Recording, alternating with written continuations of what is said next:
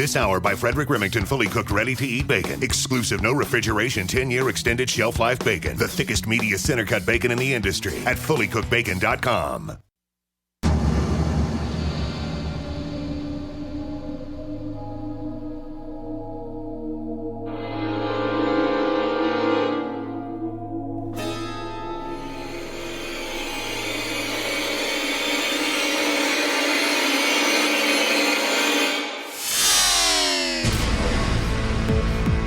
You're in the Paracast, the gold standard of paranormal radio. And now, here's Gene Steinberg. I think last week's episode of the Paracast with Greg Bishop is going to serve as a suitable introduction to this week's episode, where we feature the return of Robbie Graham, and he is here in the capacity of an editor of a new book that we were talking about a little bit last week. It's called UFOs, Reframing the Debate. And it's a series of essays by a group of people, many of whom you've heard on the show. And one of those is joining us. And that is Robert Brandstetter. Welcome. Thank you for having me again. Now, Robert Brandstetter wrote an essay entitled Discovering Our Humanity in the Alien Other. And I'm going to ask him about that. There are also essays from Ryan Sprague and Red Pill Junkie. By the way, Red Pill was invited to join us too, but his work schedule is preventing that. Kurt Collins, of course, Joshua Cutchin, Micah Hanks, Jack Brewer, Mike Clellan, Chris Witkowski, with an introduction from Robbie Graham. And we'll get the background of this book and what's meant to be. And I think it may be fitting, before we look at reframing the debate about changing the rules or something, we should look at examples of what UFO research is now. All right? So here's an example of what UFO research is now. A few days ago, I got this book from Donald Schmitt, Cover Up at Roswell, Exposing the 70-Year Conspiracy to Suppress the Truth. So maybe, other than the 70 years, I've gone back through time. 10 years, 20 years, 30 years. That's an example. We've had all this stuff going on at MUFON when one of their state directors and someone who was a co-host of the Hangar One TV show was posting on his Facebook blog racially offensive comments that badly reflected on the organization. It seemed to take an awful long time for MUFON's executive director, Jan Harzan, to get rid of him.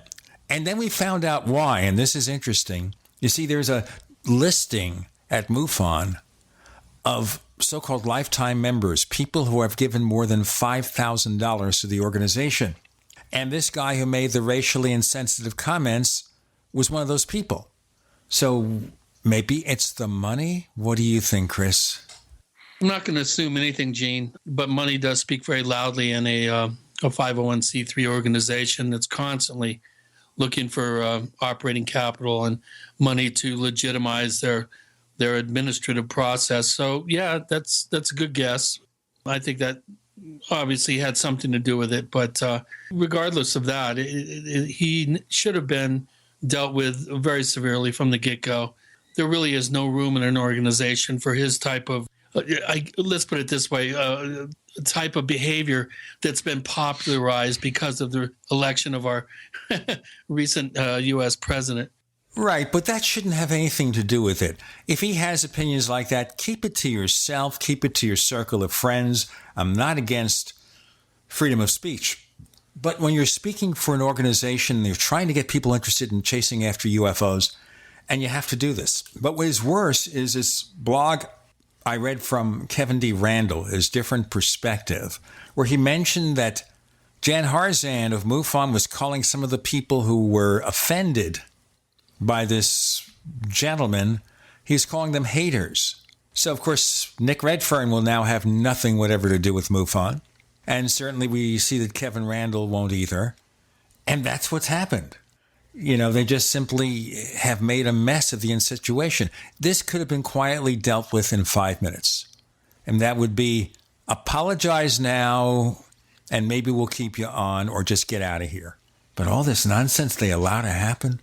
And this is UFO research in the 21st century, the premier UFO organization in America. Robbie Graham, do you have anything like that going on in the UK? Well, the UK UFO scene is a fraction of the size of the North American UFO scene. We don't really have an organized community over here anymore. There were bigger organizations that had considerable influence back in prior to the year 2000, I guess, and I think it was really the internet over here as it was over there and everywhere that saw the dissolution of physical meetups, and everything started to go online, and everything started to become, I guess, probably even more speculative and hokum based, because anything goes on the internet. But the problems with ufology, organizationally, methodologically, they go back to the very dawn of the modern UFO era, and so it's always been beset by huge obstacles, and self-made obstacles, I would say. I mean, well, a lot of them are anyway. Obviously, there's the obstacle of the phenomenon itself, which defies organized investigational attempts. But the field itself has always been a mess. Now, in the UK, I mean, there really aren't many big conferences. There's probably only about 3 or 4 conferences a year nationwide in the UK, and the biggest of those today really only draws a maximum of a few hundred attendees over the course of several days. So it's a far smaller affair over here, and I try to stay out of the UK UFO community, to be honest with you. Most of my dealings, or all of my dealings, to be honest, are with American and Canadian and international researchers and writers. I have very little to do with the UK scene. I think a sad state of affairs with the UK scene recently has been that it's been defined, I guess, by the Rendlesham Forest case, and that case itself, as fascinating as it is, has come to be defined by vicious infighting between the opposing camps of researchers that have investigated that case going back to the 1980s. And so it's so unattractive now that I just want nothing to do with it. Now, we'll just mention that quickly. We have a section in our forums at the Paracast Forum about it. And of course, we know at one point there was a book called Left at Eastgate with Peter Robbins and Larry Warren, the latter being one of the witnesses to Rendlesham, and they've since had a falling out. So even within the factions, they can't get it together. I mean, that's what that case has always been a divisive one. But yeah, it's this book is coming out at a time, as you say, where you've had this major controversy with MUFON. It's coming not too far on the back of the Roswell slides controversy, which was last year, but which was still a huge, huge blow to serious UFO research. To my mind, was pretty much the nail in the coffin for serious ufological research, and that's explored in the book, as we'll get onto. And so now you've had the complete collapse of this case, with the total separation of the two main names associated with it, Peter Robbins and Larry Warren, who of course wrote the book on the subject, I guess, Left at Eastgate, as you mentioned. And now you've had Peter Robbins officially separating himself from Larry Warren and saying that he, sort of admitting that he was misled, and that a lot of what Larry Warren has said, the core of his story, is actually simply not true. And so what are we left with? Well, we're left with a huge mess. So, and is anyone... what are we left with is Peter Robbins stepping up and saying, hey, I'm now aware of something that's downwind to Denmark about all this, and I'm going to be the first one to get ahead of this and fess up that this Larry Warren guy is not what he made himself out to be. I have some serious problems with his testimony. And I think it took a tremendous amount of courage on the part of Peter to do that. So, in terms of ufology policing itself, I can come up with a bunch of examples of investigators that have come forward and said, hey, mea culpa, I got taken in. The problem that I have, Robbie, is not the ones that get taken in and at least admit that they're wrong. It's the ones that are continue to go on and champion cases that they know are hoaxes. Let's do our break here, guys, and then we have a lot more to come. With Gene and Chris, Robbie Graham, Robert Brandstetter. The book is called UFOs, Reframing the Debate, and you'll see why we're leading to that, where we look at what's going on, what's wrong, and why we have to fix things. With Gene and Chris, you're in the Paracast.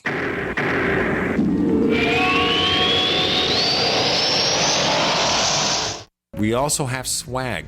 You know, we have all these exclusive Paracast things that you can buy. We've got like, I guess, 60 or so different items, and entails t-shirts, sleeves for notebook computers, iPad cases, mouse pads, the Paracast Jumbo tote bag, all sorts of t-shirts and jackets and stuff like that for men and women. We have a Paracast aluminum water bottle. All this stuff, you go to store.theparacast.com, store.theparacast.com.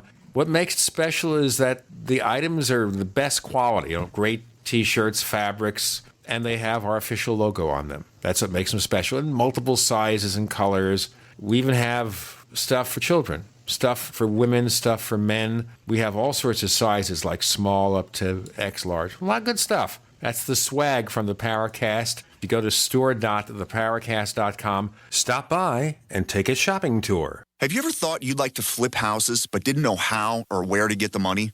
Are you ready to be your own boss so you can start living the good life? Hi, I'm Preston Neely. I used to be so broke. I had my electricity turned off 9 times, but I figured out a way to quit my job and find financial freedom in real estate. For a limited time, I want to send you a free copy of my smash hit selling book, How to Get Rich in Real Estate. It shows you how to copy exactly what I did so you can make money from the comfort of your own home without even doing any manual labor. I've already given away 5,000 books and they're going fast. To get one before they're gone, call 1-800-958-6936. Listen, if you're sick and tired of stressing about money, this book could change your life. It's short, fun to read, easy to understand, and awesome. To find out how to get your free book while supplies last, call 1-800-958-6936. Call 1-800-958-6936. 1-800-958-6936. It's a no-brainer. A Big Berkey water filter is the one you need, period. You need a water filter that removes chlorine, fluoride, pharmaceuticals, BPA, and other endocrine disruptors, pesticides, bacteria, viruses, and much more, right? And does it all at only 2 cents per gallon. Get the original and most trusted name in gravity water filtration, Big Berkey. And now GCN listeners receive 5% off ceramic filter systems using code GCN. Call or click 1-877-99-BERKEY or BigBerkeyWaterFilters.com. That's 1-877-99-BERKEY. Yesterday, I got a call from the IRS. They say I owe them over $16,000. I don't have that kind of money. Don't try to fight the IRS on your own. Use Coast One Financial Group and let them help you get a fresh start.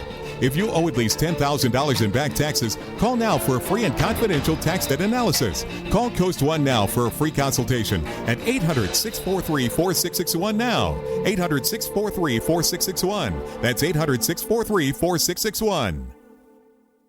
Homeowners have much more to worry about than just making their mortgage payment. Can you afford to repair or replace your air conditioning when it stops working this summer? Or worse, a major plumbing problem? With National Home, you can say goodbye to repair bills. If you own a home, you could stop paying for these costly repairs. Best of all, call now to get 1 month of repair coverage for free. Get total protection for your home's major appliances and systems, so you have no more costly repair bills. Call 800-887-3022. That's 800-887-3022. 800-887-3022.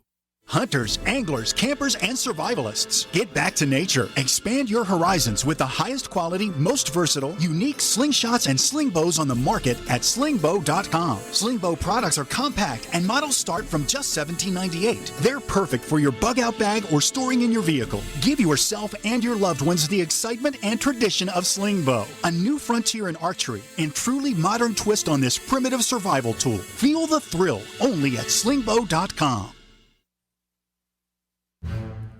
We'd like to hear from you. If you have a comment or question about the Paracast, send it to news@theparacast.com. That's news@theparacast.com.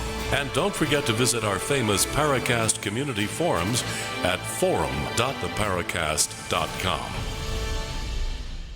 So let's continue, folks. This is a point that Chris was bringing up, and that is after the case is exposed or after the facts no longer confirm something. And we're talking about MJ-12 documents, for example, with Roswell. And we have people who have spent years touting this evidence, and suddenly it falls apart. Is Stanton Friedman ever said MJ-12 is a fake? No.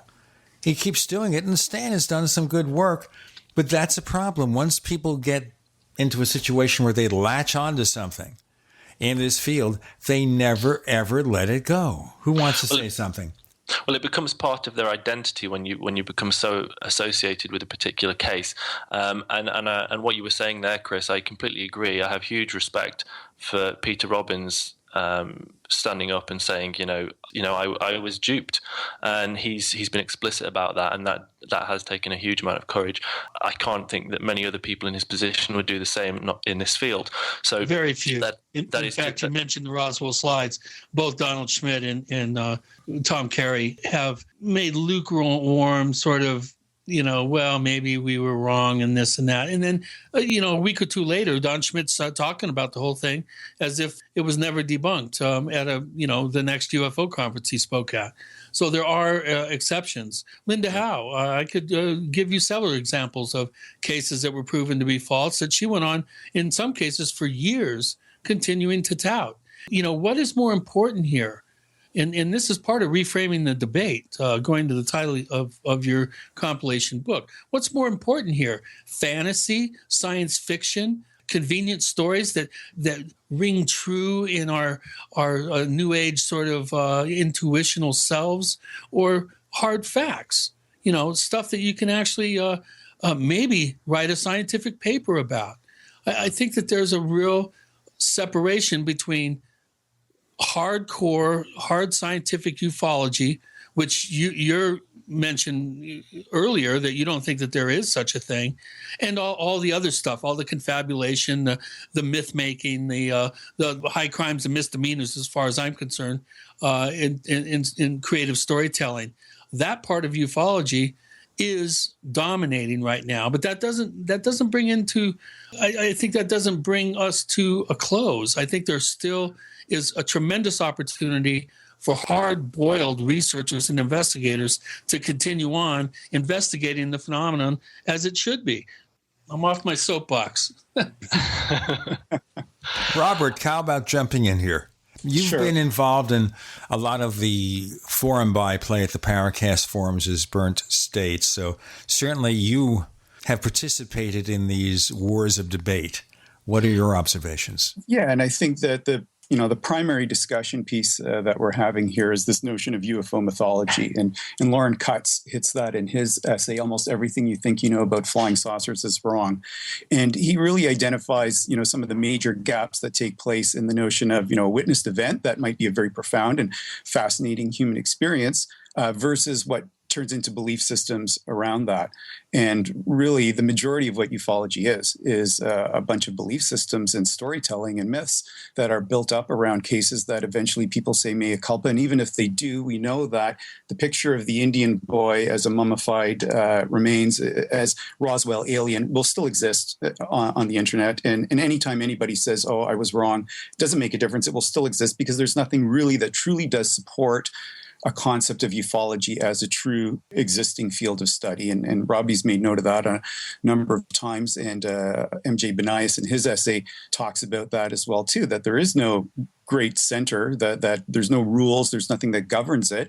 And as a consequence, it hasn't gotten anywhere because of that. Any attempts of science have been small, next to minimal, and not consistent, and haven't continued. So that notion of what we believe in terms of what a UFO is just mired in absolute chaos and in consumer pop culture. Yeah, and that's why I've front-loaded the book with pieces on religion. First of all, Diana Pasulka's foreword for the book is looking at the parallels with organized religion and religious belief, and also then you've got Chris Rutkowski's opening essay, which is also looking at that as well. And it's because the religious aspects of UFO belief are undeniable. Ufology is a New Age religion, and I'd say that with this in mind, people should take caution, because powerful belief in anything can be exploited, whether it's by sinister government forces or by charlatans and commercial opportunists. And the UFO subculture as it exists today, which I would argue is actually inseparable from so-called legitimate ufology, is built far less on facts and verifiable evidence than it is on blind belief. And a subject such as UFOs has inherent divine implication, something that's bigger than us, something that offers salvation. And this is powerfully magnetic for a believer mindset. You mentioned Robert Loren Cutts there, and he talks about the UFO mythological zone. He talks about that as the gap between fact and belief, between what we see and what we want to see, what we experience and how we interpret it. He says people are forming highly personalized variations of the one core belief, the belief in a UFO reality, and then all else is simply up for individual interpretation via this UFO mythological zone. He says in the absence of facts, many people simply choose what they want to believe. And that really sums up the UFO scene, I would say, and that's how it's been for decades. And if I could just add and finish up on Loren there, because he does offer, ways of rethinking this, and he calls it UFO Social Engineering 101, and he identifies, that what are the major components of ufology. There's the idea of deception, and he points to whatever the UFO is, that the subject seems to cover itself up. It's very slippery. It's hard to get our hands on it, and there's a mythology that's created by design inside of such a space. And then he says there's the delusion, which is us, and the whole UFO mythological zone, and the notion of without having any scientific proof or evidence, we make things up ourselves and build our own mythology around it. And then there's the government and disinformation and its control of the narrative. And ultimately, I think he addresses that whoever controls the narrative is going to determine what we're going to know about it. And a lot of the narrative has been about hailing the ETH and making a definitive answer to what it is, hence the disclosure movement, which is its own kind of disastrous component of ufology.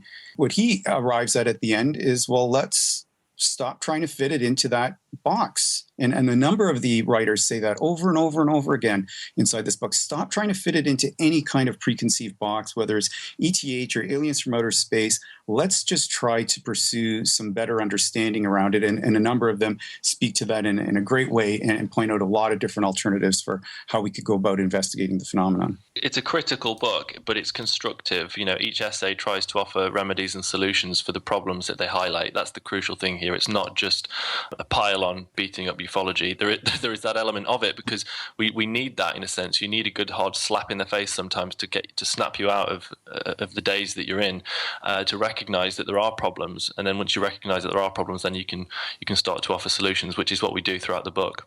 One thing that strikes me here, and I've made this argument a lot of times in my own articles, and that is that the framework of the current UFO field was fashioned in the 1950s, with Major Keogh especially, because he talked about UFOs being spaceships, about a silence group, about the need for disclosure. Maybe he didn't use that term. We've got Gene and Chris and Robert and Robbie. You're in the Paracast.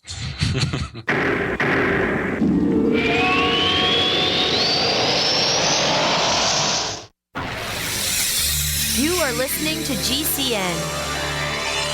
Visit GCNlive.com today. Hi, this is Ted Anderson. I'm here to tell you about GCNtelecare.com, a team of board-certified doctors assisting you 24 hours a day, 7 days a week, 365 days a year. Within 15 minutes of registration, care your family can afford. Revolutionizing the healthcare industry, virtual consulting providing diagnosis of non-emergency medical issues by phone or secure video on computer or smart mobile devices. GCNtelecare.com. Virtual care anywhere. This is Dan Pilla. Do you owe the IRS money you can't pay? Are tax debts crippling you? I've defended people from the IRS for over 30 years. I've helped thousands, and I can help you too. I wrote the book on IRS settlement, and I'm telling you, there's no such thing as a hopeless case. Call 800-34-NO-TAX to finally get free of IRS debt. With the IRS's new programs, there's never been a better time to solve your problem. Call 800-34-NO-TAX. That's 800-34-NO-TAX, or my website, danpilla.com.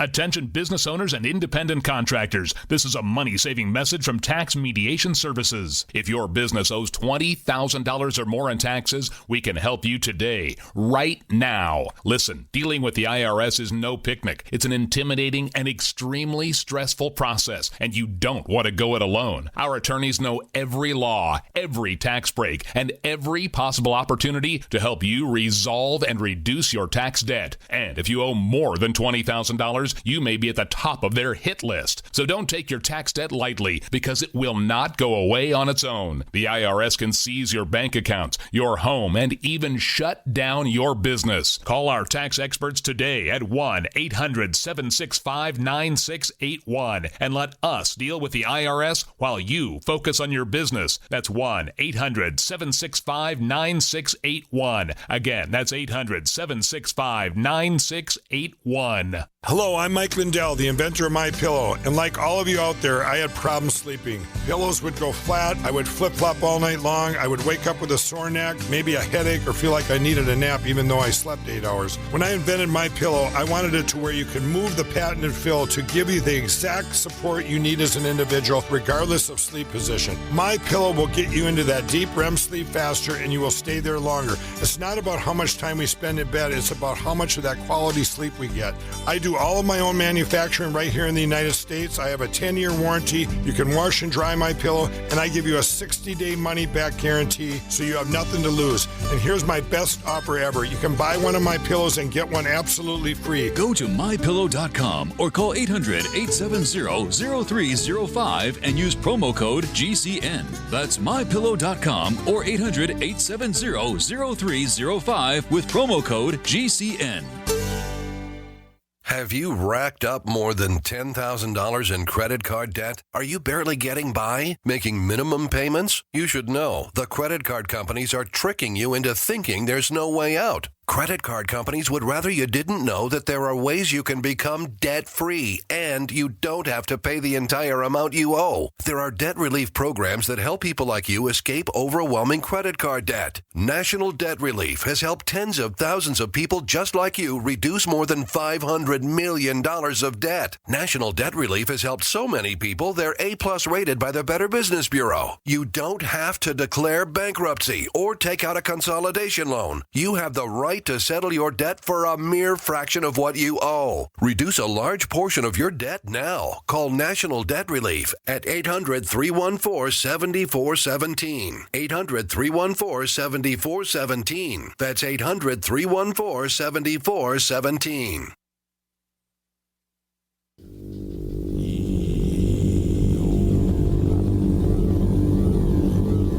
This is Jacques Vallée. You're listening to the Paracast, the gold standard of paranormal radio.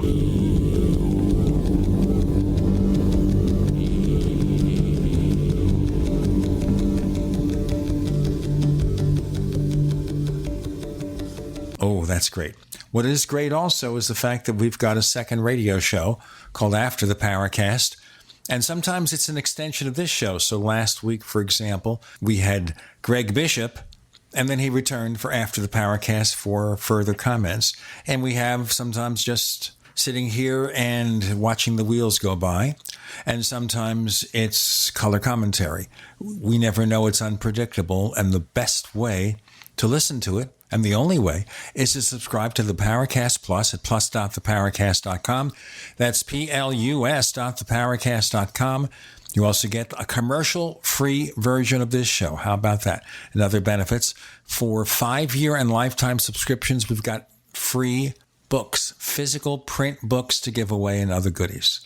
Go to plus.theparacast.com. Once again, that's plus.theparacast.com. Now, as our listeners know, I go back a long, long way. And I remember how the framework, as I said, of the UFO field was fashioned by people like Major Kehoe in the 50s, and we all got stuck in a rut. And unfortunately, those of us who have tried to break out of it have not succeeded. So, guys, and any one of you want to make the comment here, do we take what was there, what has existed for over 60 years, closing on 70 years maybe, and throw it all away? Pretend it doesn't exist? No, I don't think any of us is rejecting wholesale everything that's gone before, not by any means. And also it's worth pointing out that this is a very eclectic volume. The contributors differ quite significantly in their perspectives on all of this. And I've structured it in such a way that some of the essays in the first half of the book clash very directly and harshly in the viewpoints. But no, I don't think it's about rejecting what's gone before. I think it's about looking into the past, seeing what what is useful, but also looking at how we can move forward. But also the point is that as we've talked about before, ufology is a belief system, and it's always going to be that. Regardless of how much science we inject into it, it will always be attractive to a believer mindset because of the implications of the subject. But ufology is, as I said, it's a New Age religion, and if it's a New Age religion, then disclosure. You mentioned that term before, Gene, which is something that Kehoe talked about, if not directly, then he was certainly very obsessed with the notion of a cover up and bringing the secrets out into the open. Disclosure has become the holy grail of ufology, and ufology, I guess, to a large extent, has become what's known as exopolitics, which is this movement that's born of the internet and based on the assumption that extraterrestrials are visiting us, that they are here now, that they are in constant communication and treaties with the US government and other governments of the world, that there's back engineering of technologies, that et cetera, et cetera, et cetera.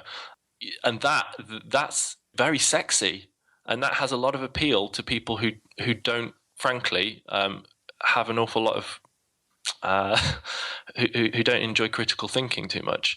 I mean, that's not to say that there may be some truth to that scenario. I don't reject it wholesale, but I think what we're suggesting is that the phenomenon, and some of the people in the book would argue that there's no proof that there even is a phenomenon. I would say that most of the contributors would agree that there is something anomalous underlying the UFO phenomenon. But we don't have any proof that it's extraterrestrial, as appealing as that hypothesis may be, and it does have some surface logic to it, but it's far from proven. It is just that it's a hypothesis. There are other avenues to explore, and a lot of the ideas that are explored in this book are not necessarily new, but they are sidelined, forgotten, unpopular, hard to get your head around because some of them are quite abstract. So some of these ideas have been offered before by some renowned thinkers, but they've been pushed out of popular debate in favor of a more sexy, simplistic narrative. And so what we're trying to do is reintroduce some of these more complex and potentially more useful ideas and theories into more mainstream ufological debate, and to get people thinking, well, I've not considered that before. Maybe we don't have all the answers here. Maybe we should start thinking outside the box a little bit more. What kind of audience, Robbie and Robert, do you expect to reach with this book? The people who are just sick to death of where it is now, trying to start from scratch? What? I think it will, if I may answer that first, is because I'm sure Robert will have his own thoughts on that. But my idea on that is that this book will have very natural and immediate appeal to people who are, as you say, sick to the back teeth of current popular ideas and of what ufology represents today. People who would appreciate a good hard slap in the face for the field, and that's what we offer. And I think people those kind of people will relish this book. At the same time, I think that regardless of where you fall on the spectrum of belief, whether you're a skeptic or a believer, for lack of more nuanced terms, something in this book will annoy you. You will be annoyed, guaranteed, by at least one of the chapters, or by statements or paragraphs within several chapters. And that's the point. It's not meant to please you. It's meant to challenge you. It's meant to make you it's intended to make you question your own beliefs and what you are bringing to this yourself. We want to deconstruct ideas. We want you to deconstruct us as writers, because we are, I guess, representative of a certain approach. And so you can assess our approach based on what we present, and you can reject it if you want to. But even if you reject the book completely, at least it's had value in that sense, And so we are expecting, or at least I'm expecting, a lot of 1-star reviews on Amazon, for example. I'm expecting a lot of 5-star reviews on Amazon. I think it's going to be a love it or hate it book. But even the people who love it will find something to hate within it, and even the people who hate it will find something to love. So it's that kind of book. So I think it will have natural appeal for people who are critical thinkers. But my hope is that it transcends that, and that it actually reaches a more popular ufological audience. I want people to read it who have fixed ideas and who are very sympathetic to the ETH and to the conspiratorial ufological narrative. I want people to, I want exopoliticians to read it. I want people to because otherwise there's no point. If we're just preaching to the converted, then there's no point. I want it to reach people. So how do we attract the people who have been brainwashed? Well, I think if you've been completely brainwashed, it's difficult. I don't think anyone is completely beyond reach. And I said in a previous interview that, I'm coming to this from I think we're all believers to an extent, in the sense that in the lack of definitive evidence to kind of pin down a UFO reality that's universally acceptable. In the lack of that proof, all we have really is belief, and whether it be skeptical or more accepting, we are all believers to an extent. I just a few years ago was far more aligned to the traditional, exopolitical kind of very simplistic version of a UFO reality, and it's only over the last several years that I've had my mind expanded, and that I've challenged my own beliefs and shattered them really, and allowed other people to break them down, so that I can start to pick up the pieces and see what remains, and see what it looks like now. So this book is a challenge to myself, really. It's a challenge from an indulgent perspective of seeing what I still believe. Do I still believe what I used to believe? What essays in the book offend me? Do I find any of the writing in the book annoying? Offensive to my sensibilities or beliefs, and to an extent, yes, I do, and that's why they're in there. Because if you're not reading things that challenge you, then if you just want to read something that confirms your existing assumptions and beliefs, then what's the point? Robert Brandstetter and Robbie Graham and Gene and Chris, UFOs Reframing the Debate. You're in the Paracast.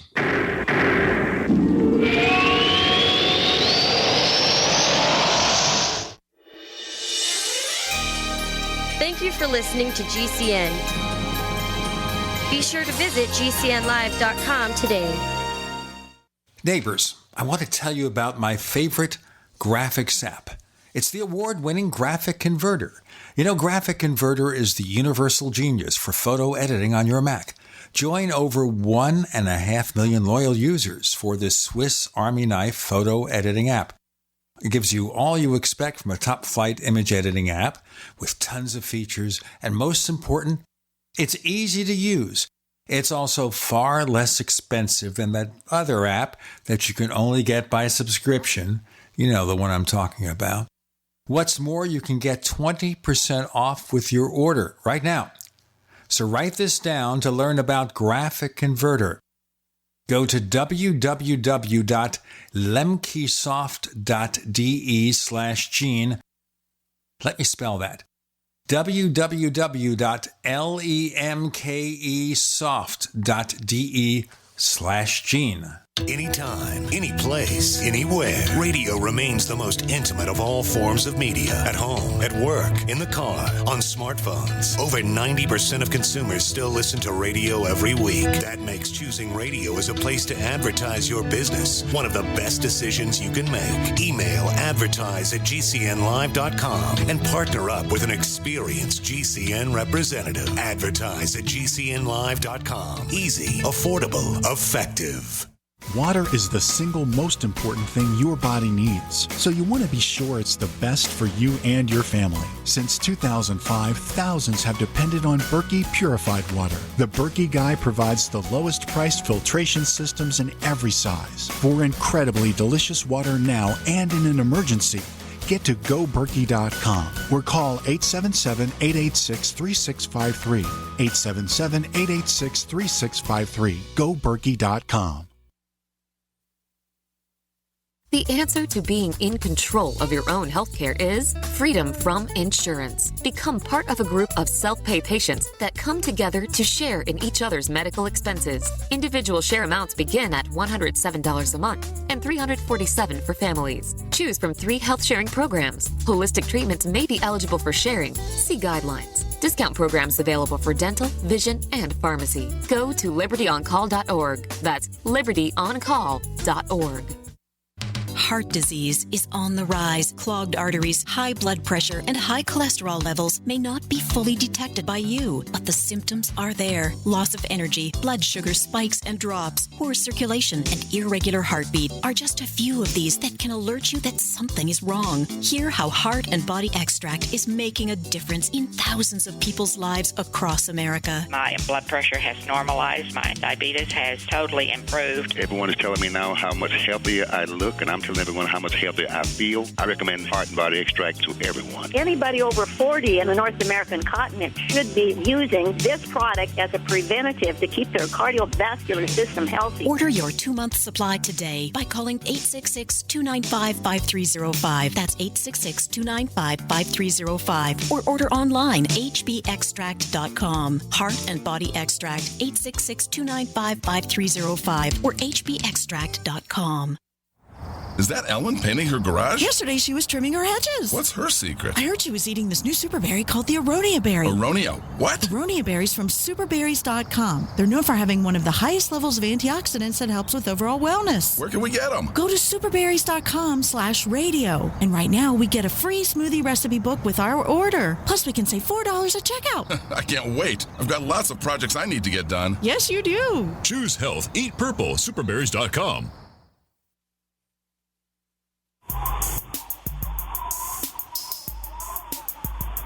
Hey, this is Marie D. Jones, the author of This Book is from the Future, and you are listening to the Paracast, the gold standard of paranormal radio.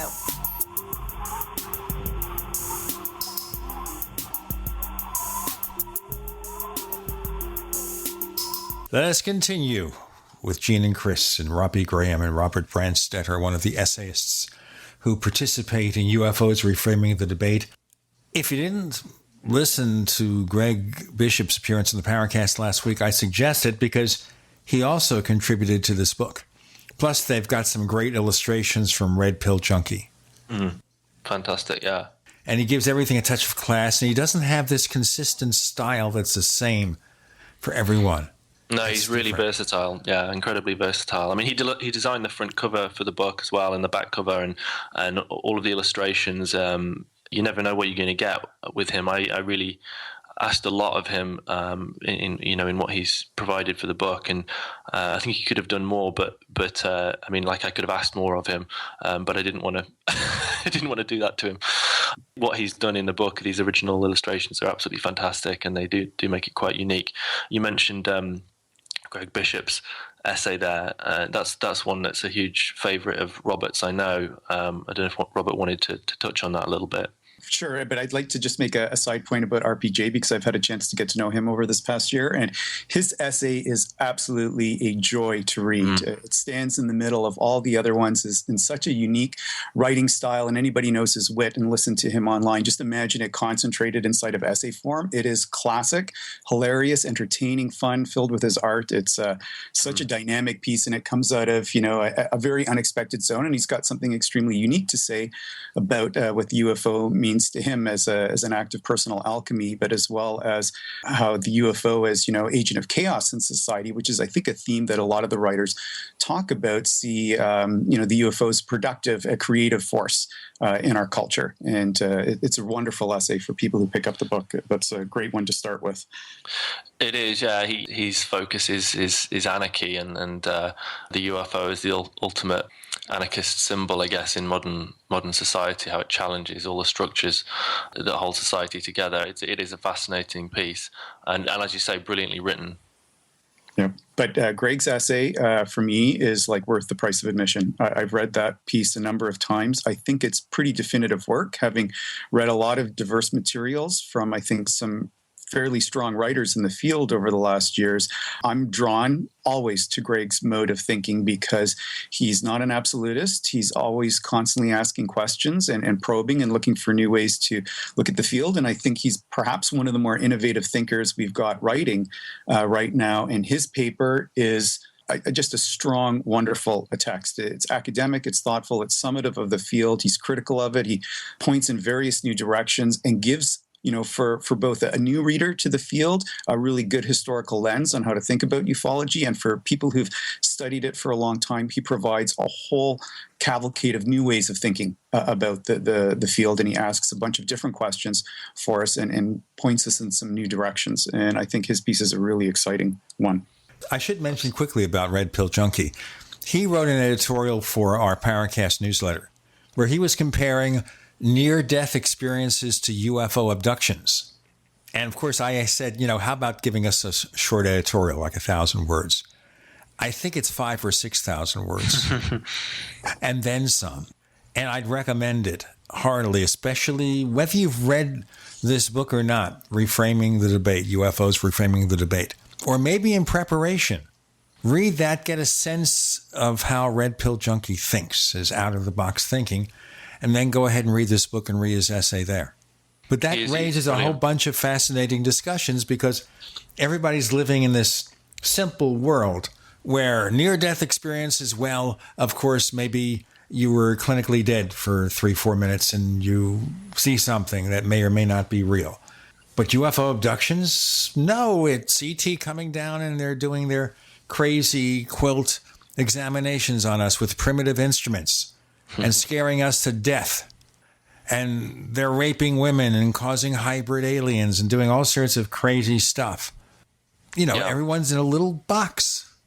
Yeah, he touches on that in his essay in the book as well. He looks at the idea that we're blinded by preconceptions by scientific preconceptions, which are reinforced by pop culture, I guess, are complemented by pop cultural representations of alien contact. The phenomenon itself doesn't seem to conform, frustratingly, to what we want it to be in terms of first contact scenarios. The idea of a saucer on a White House lawn or a decipherable message received by SETI, etc. It seems to do things that are completely anarchic and that are tricksterish and playful and frustrating, and it just doesn't conform to our expectations, and therefore it's hard to put under a glass and study. He touches on similar themes in this. And he's got a great quote from Keith Thompson, author of Angels and Aliens, UFOs, and the Mythic Imagination. And he talks about how, for the UFO witness or experiencer, both the skeptic and the proponent, the person who champions this phenomenon as say an ETH notion, but neither seem to fit for the witness.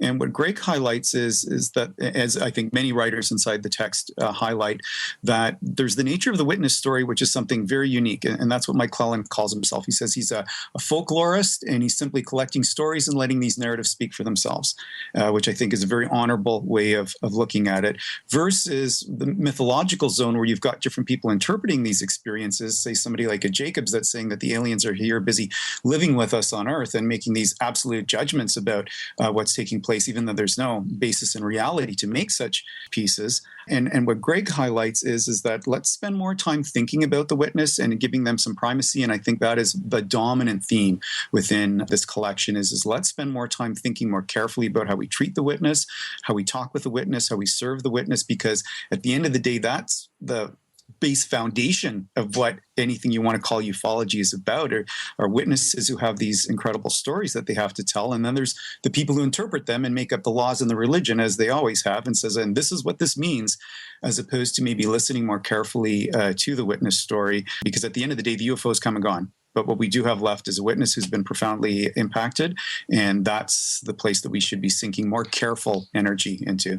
And then so you would read that, for example, in the book and think, yeah, that makes a lot of sense, and I kind of really agree with that. And then in for example, so as you say, Mike Clelland champions that idea, and others do as well. But in the essay that directly follows Mike Clelland's, which is by Jack Brewer, he projects outright that approach and says that witness testimony is virtually worthless, or the testimony of an individual witness is virtually worthless. And then he goes on to sort of explain why he feels that's the case and makes a very good case for that. Again, this comes down to the structure of the book. From my perspective as an editor, I wanted the essays to clash and conflict, so that the reader is never really sure what to believe, just as you feel you might be close to drawing a conclusion.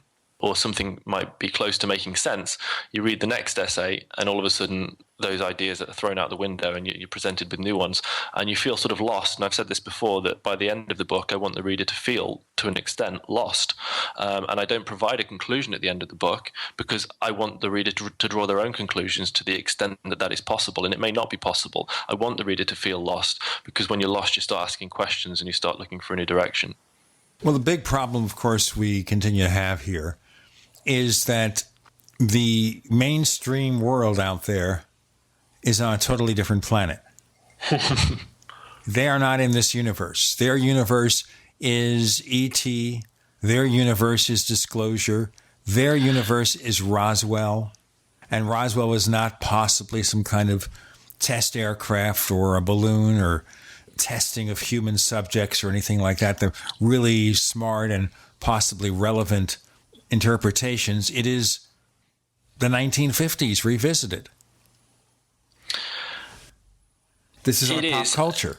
It is our pop culture, and it's very hard to undo. And it has become just central to pop culture. I mean, you've had fringe culture become pop culture over several decades, and really the popularization of that fringe culture into pop culture occurred very rapidly, beginning in the sort of late 80s throughout the 90s. Then, I mean, it was occurring before that on a lower level, but then when you started to have things like the X-Files, which were just acting as like a parasite on all of this rich mythology that existed in the fringes and in the subcultures, and then thrusting it into pop culture through TV and film, it was irreversible then, and that just became part of the popular imagination. And from in 1988, no one had even heard of Area 51 except for a handful of people in the UFO community.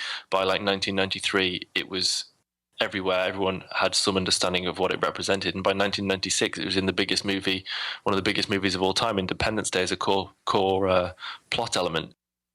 Let's get into more of this. Robbie Graham, Robert Brandstetter, Gene and Chris. You're in the Paracast.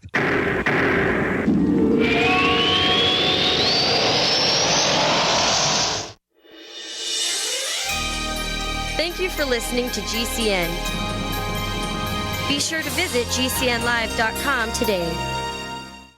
Ray Perkins, a reclusive veteran burned out from the Gulf War, lives tortured by relentless, perplexing nightmares.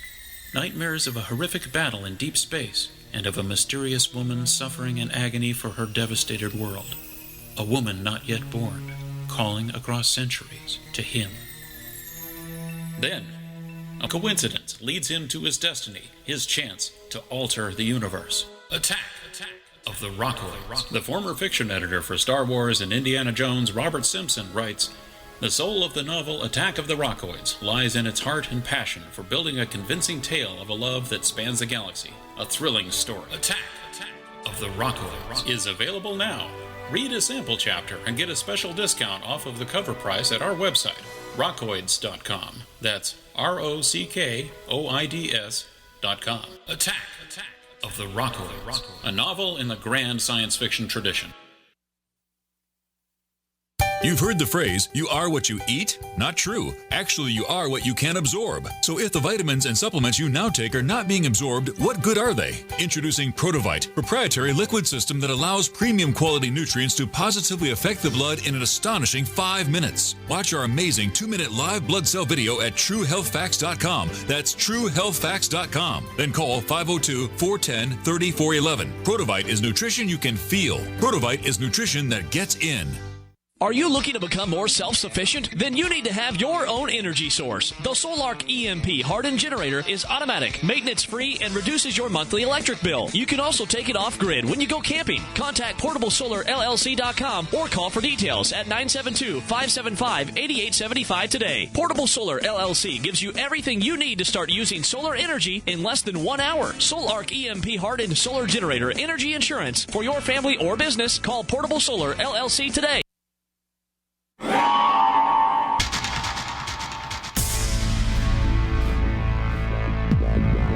Welcome back to the Paracast, the gold standard of paranormal radio. And now, here's Gene Steinberg.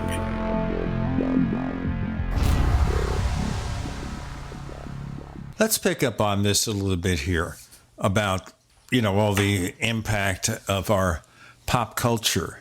And, of course, Independence Day, picking up all those cultural memes, taking everybody to Area 51 where they have the bodies of the aliens and they have the captured spaceship at Roswell, except they captured it in the 1950s. Mm-hmm. Some of that script continuity could have been fixed. So, but the point is they listened to that. The X-Files did too. But the X-Files had its new incarnation last year, and it's going to be another season probably next year.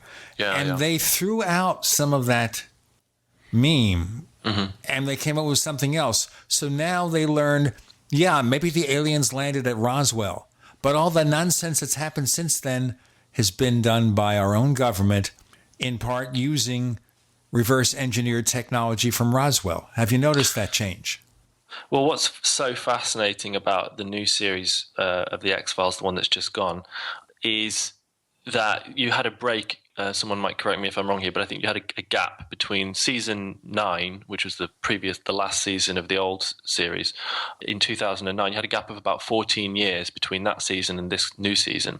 And in that time, you had an absolute explosive blossoming of conspiracy culture, largely thanks to the internet. And what you had was a sort of a homogenization, a coalescence of lots of different conspiracy strands all weaved together into an ultimate grand conspiracy. And the creators of the X-Files, Chris Carter and others, have obviously been observing this with great fascination and have relished the opportunity to weave all of that into the very first episode of the new series. They did so very effectively in a sense of unifying all of these conspiracy theories which have been emerging over the past sort of decade or so. But they did so at the expense of kind of a dramatic narrative, because they were so zealous to get everything in there that the mystery of the series is gone. But anyway, that's by the by. But the point is that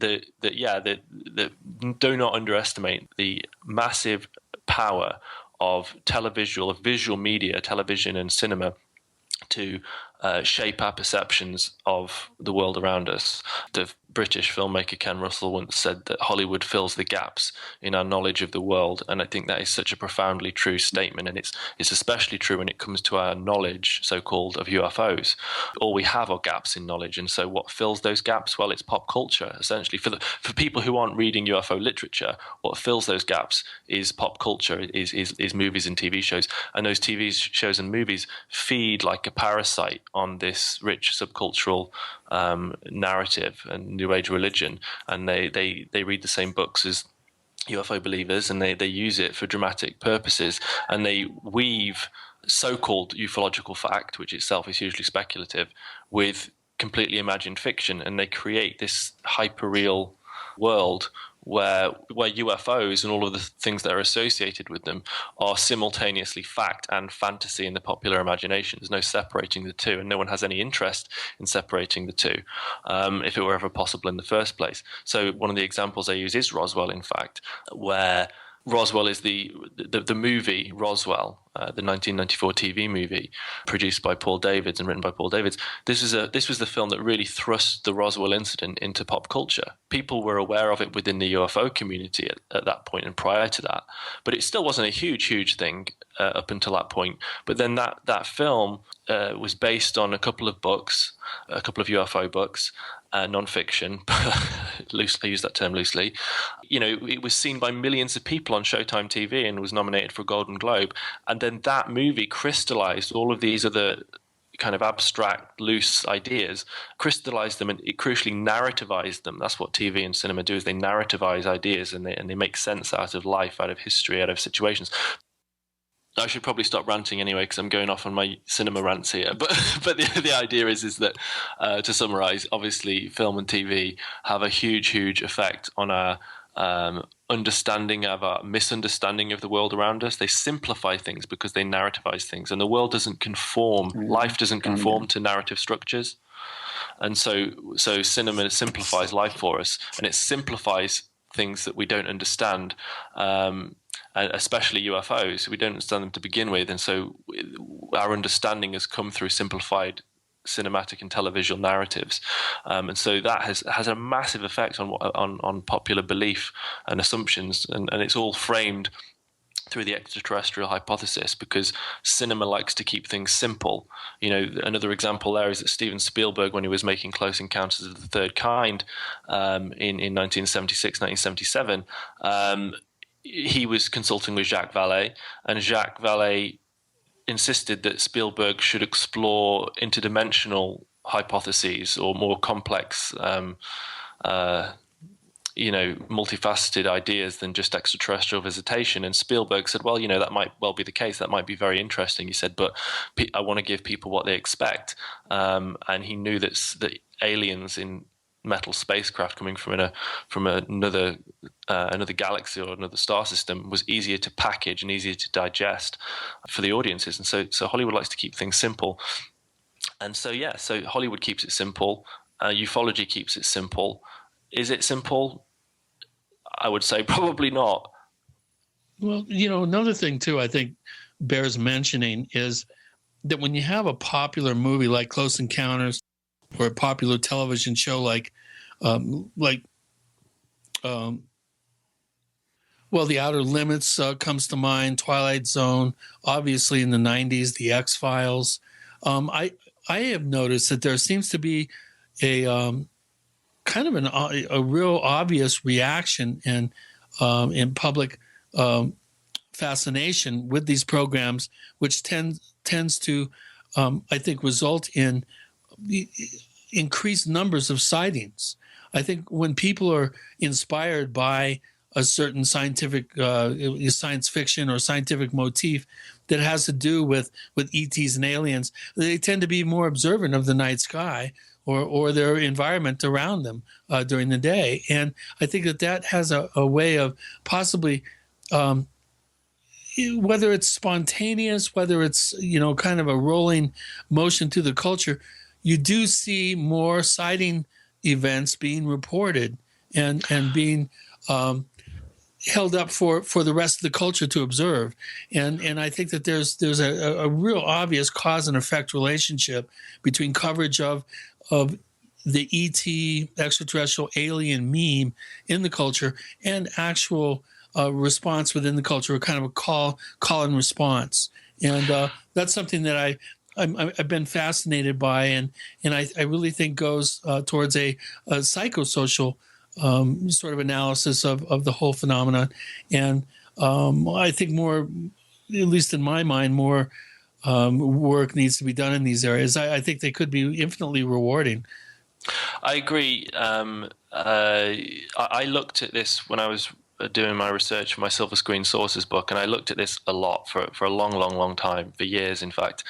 And people do talk generally about this idea of a feedback loop between what people see on screen and what people report in real life, and there being a direct correlation between real-world sightings and big blockbuster movies and things like that. In reality, it's very hard to make those correlations. There are a handful of examples where you can point to increased sightings demonstrably following the release of a major movie. I think Close Encounters was definitely one. But at the same time, the effect of cinema more broadly is cinema doesn't have direct effects. It has macro effect. Well, it has challenge that one there a bit, Robbie, because I would say that the very act of seeing is something that's informed by, memory and what we've seen before. And I think one of the things that both Greg and I try to make the case for is that the cultural impact of these cinematic representations of the UFO probably have an incredible amount to do with what, in fact, is reported by a witness, because they tend to dress it then with the skins of the things that they know about. We've got Robert Brandstetter, Robbie Graham, Gene, and Chris. You're in the Paracast.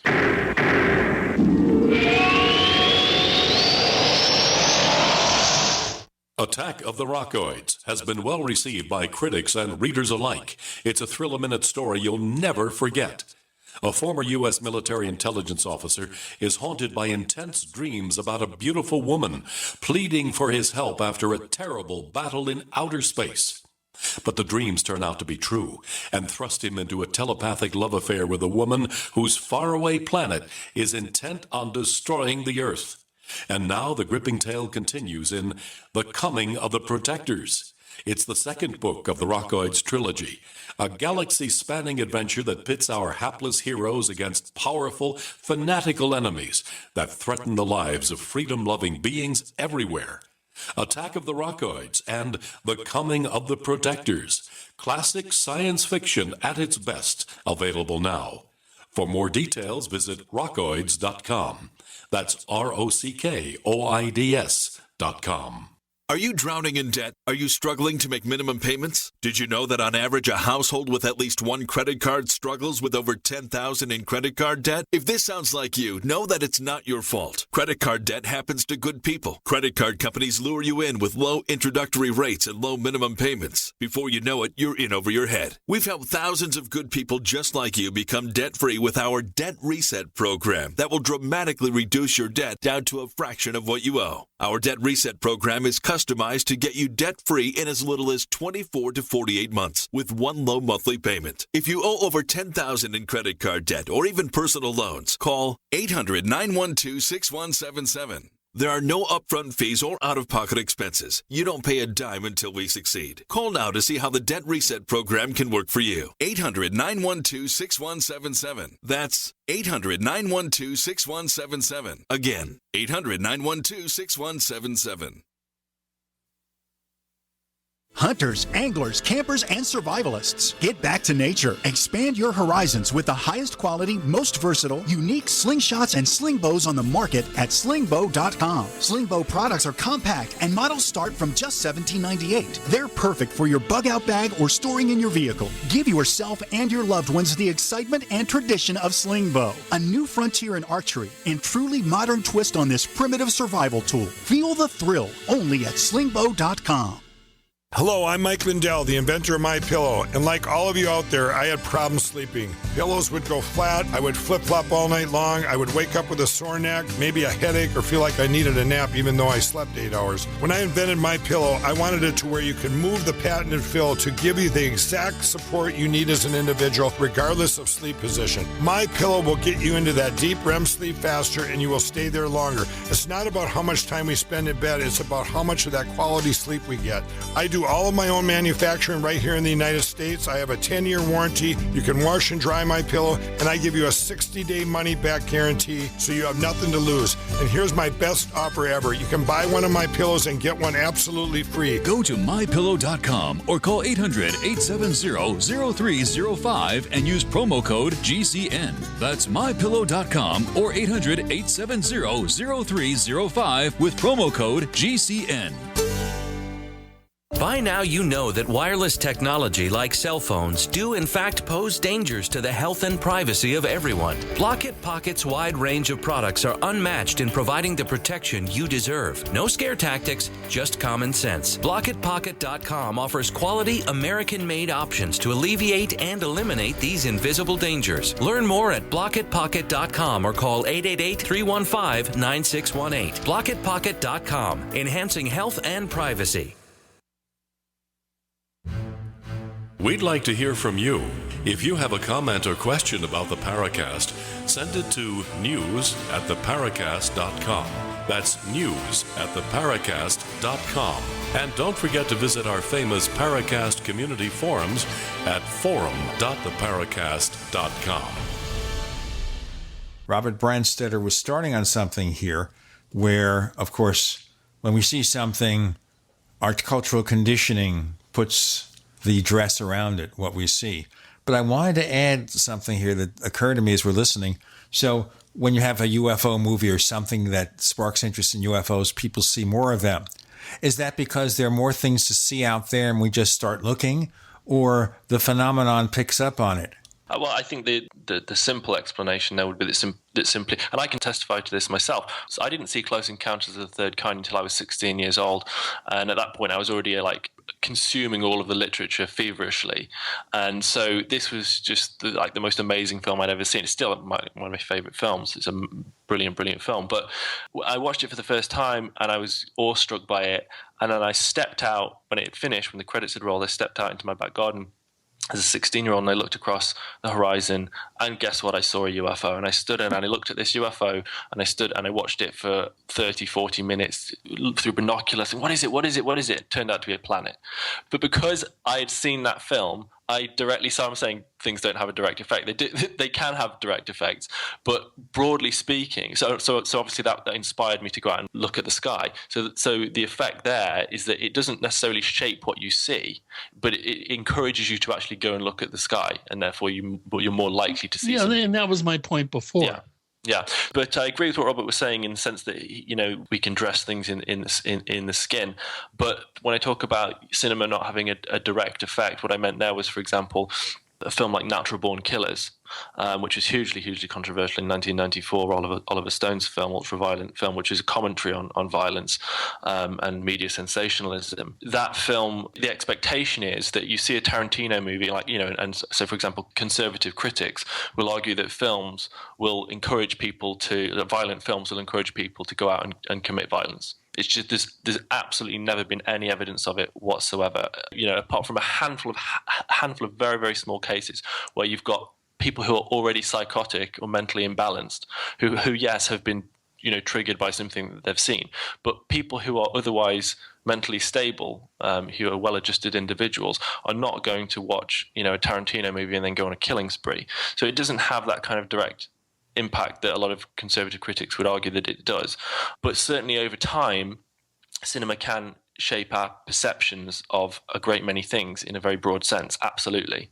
And I would also add, because I don't think I'm too interested in the notion of cinema or these pop cultural representations creating cases, sightings. But I do think that they have a lot to do with the nature of how we see. And one of the rules about seeing that I've learned from studying this part, and I think both Greg and I tend to put a lot of emphasis on the nature of perception, consciousness, memory, and the act of seeing, and how does that work. And one of the rules about seeing is you see what you expect to see. So as soon as you've bought yourself a new car, for example, suddenly you're going to be seeing that car all over the place. I didn't notice how many people were smoking in society until I took up smoking again after a 16-year absence.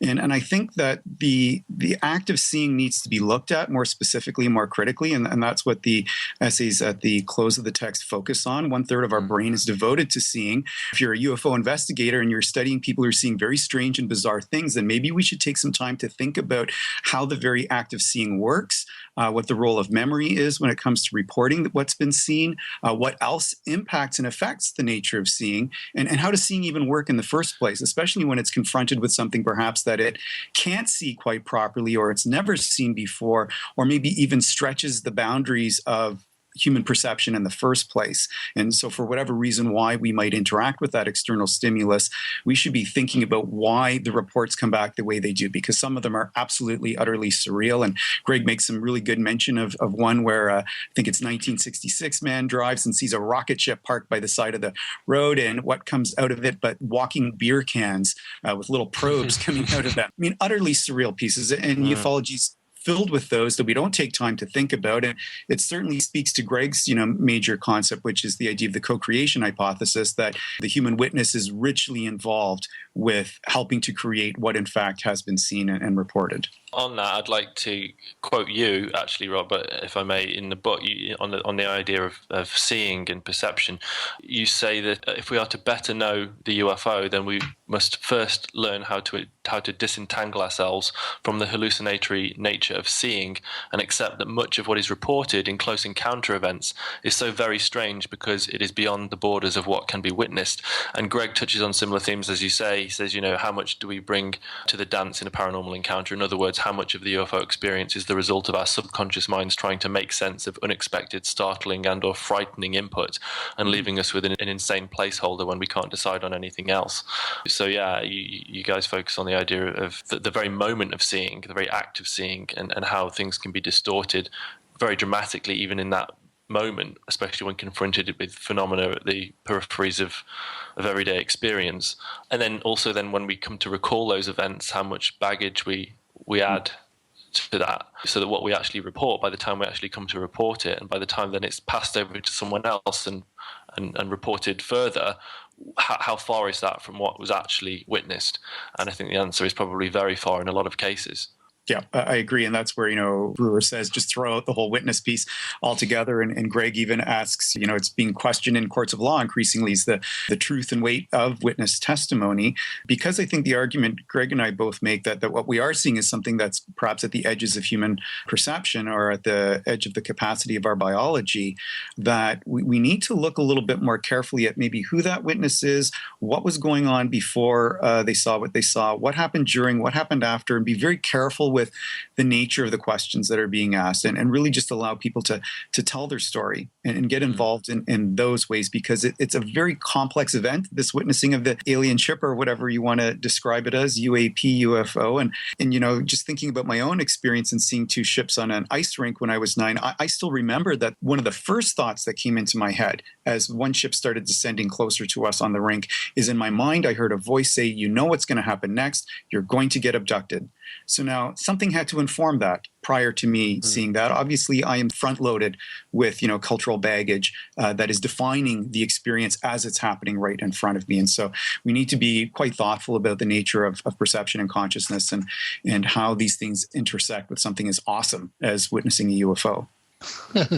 I'm loving this, man. This is what I live for when it comes to this. I've been screaming for 25 years that it's not so much what's being experienced that's important. It's the experiencer and why that particular person was selected by chance to have that particular experience at that particular time in their day, night, life, multi-generational life. Who knows how deeply rooted some of these experiences can be. And after you've talked with the 3 generations of individuals that have had experiences, it really starts to make you question the very nature of consensual reality. Are we actually now in terms of the UFO realm, are we actually handing down these sort of family and personal myths that are co-creating and co-manifesting experience to validate, our historical sort of persona that we've given ourselves? We'll continue with Chris O'Brien and Gene Steinberg and Robbie Graham and Robert Brandstetter and more. You're in the Paracast.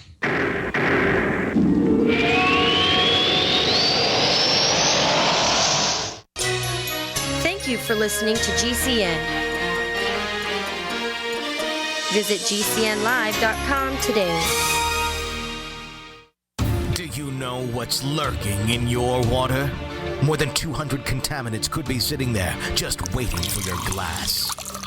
With a ProPure water filter, start enjoying clean and great-tasting water today. ProPure filters, independently tested, latest water filter technology. ProPure systems do not require electricity and are easy to set up and easy to use. To find out more, visit your authorized ProPure dealer or ProPureUSA.com. That's ProPureUSA.com. Fully cooked, ready-to-eat bacon. I'm talking thick, meaty, center-cut, presidential bacon. Savory and delicious. I buy some, I use some, I store some. Awesome. No refrigeration needed with a 10-year shelf life. NASA-packed technology. Bacon. Fully cooked, fully hydrated, ready to eat right from the packed bacon. Or warm and served. Life-saving, ready-to-eat bacon. 10-year shelf life bacon. Ships free at fullycookedbacon.com. Fullycookedbacon.com. Hi, John here again. After another month of being on several supplements from Synergistic Nutrition, including Synergy One, the Andreas Black Cumin Seed Oil, and other supplements, I've lost another 10 pounds for a total of 20 pounds. My belt size has been reduced by 1 3/4 inches. My knees don't ache as much anymore, and I'm walking my dogs twice as long as I did a month ago. I sleep very well and have a lot more energy. I noticed that when I cut myself accidentally, that I was bleeding much more profusely and that the blood was bright red. Previously, I didn't bleed much at all. It was dark red in color. So I know this protocol is working to keep my blood healthy. Additionally, I now have the energy to do calisthenics several times a week, in addition to the extra walking. My hunger has been reduced a lot. I take 2 shakes a day, along with each meal. Call Synergistic Nutrition at 888-988-3325 or visit sacredseedoils.com. That's sacredseedoils.com. Have you checked your Google search results lately? Search results are usually the first impression that people form of you or your business, so make sure that they create a positive impression with ReputationDefender.com. What the internet says about you can have a big impact on your life and your livelihood, even if it's not true. Fortunately, you can now control how you look online and in online search results with ReputationDefender.com. Call 800-831-0771 now. That's 800-831-0771 for your free reputation analysis. If you have negative material from an ex-employee, upset patient, or former client, newspaper article, legal issue, social media, or other source showing up in your search results, you can combat it with ReputationDefender.com. Our dedicated experts in patented technology can help make your online search results look their best. Call 800-831-0771 to learn more. 800-831-0771. That's 800-831-0771. Or visit ReputationDefender.com. Warning, if you've recently declared bankruptcy, you're going to want to cover your ears, because there's an alternative to bankruptcy, and it could be better than you'd ever think possible. But if you've already declared bankruptcy and have missed this opportunity, you'll want to cover your ears now. Here it is. Right now, the company that has resolved more credit card debt than anyone in the U.S. may be able to settle your debt too. You could resolve your debt with one low monthly program payment. If you call right now and qualify, Freedom Debt Relief will show you how low your monthly program payment could be for free. Call now, 1-800-660-1297. That's 1-800-660-1297. If you're struggling with debt, this could be your answer. And the bigger your debt, the more money you could save. To find out for free how much of your hard-earned money Freedom Debt Relief could help you save, call now, 1-800-660-1297. 1-800-660-1297. 1-800-660-1297.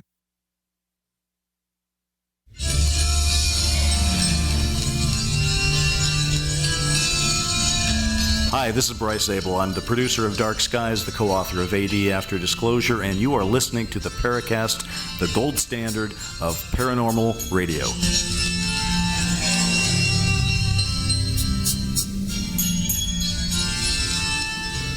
Chris O'Brien was starting on something that's certainly worth considering, Chris. Well, I wasn't really starting on something. I'm just acknowledging that finally, I think my thinking and David Perkins and a number of people, Jacques Vallée, Messengers of Deception, it's just one of those classic, anybody who's interested in these subjects has got to read that book because it lays it out with no uncertain terms that this whole area is a perfect petri dish for societal manipulation.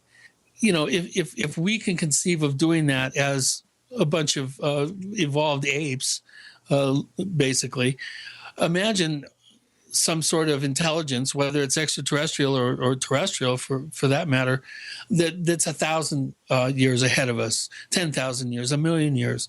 Imagine the types of programming that they could do with basic primal symbols and images to subtly steer mass collective human behavior and belief. The mind boggles when you really look at the implications of the UFO phenomenon and get beyond the basic. I'm so tired of looking at the internet and somebody, posting look at this incredible sighting. And it's somebody has literally lifted a Billy Meyer beam ship or a George Adamski image and superimposed it on some scene. It's just so obvious to me that we are being led by our collective nose in a particular direction. And it's only like people that Robbie has been able to corral together for this book and including myself and a number of other very, very creative thinkers who are even aware that there's a potential that there's something more going on than the simple ETH. Greg has dogged me, and JP, Red Pill Junkie has dogged me about being too concerned about the true believers, and there's no need to try to pull them out of their, shallow, very laughable belief system. There's no point. I mean, it's almost like, they couldn't even begin to conceive of what is going on based on their total entrenchment into that particular mode. So it's their thing. It's doing them well. Leave them alone. I don't agree with that. And I think Robbie's book, this compilation book, is a huge step forward within two boards, that you can open the thing up and really gain some insight into the more creative thinkers in the field and creative perspectives that really gets your wheels of intellectual curiosity, kind of get them oiled and get them starting to function a little bit more stridently. Yeah. So anyway, my hat's off to you guys. Burnt, really good way to finish the whole thing up. I really like Greg's idea of the co-creative process. These are all really important avenues of thought that have been proposed, and I think anybody who has a real passion for knowledge and understanding in the field needs to start thinking along these avenues, going down these alleys, and into some of them are cul-de-sacs, some of them lead on to freeways. I think it's important to explore these creative thinking rationales and ideas, and without that, we're going to be spinning our wheels for another 70 years. I'm sorry.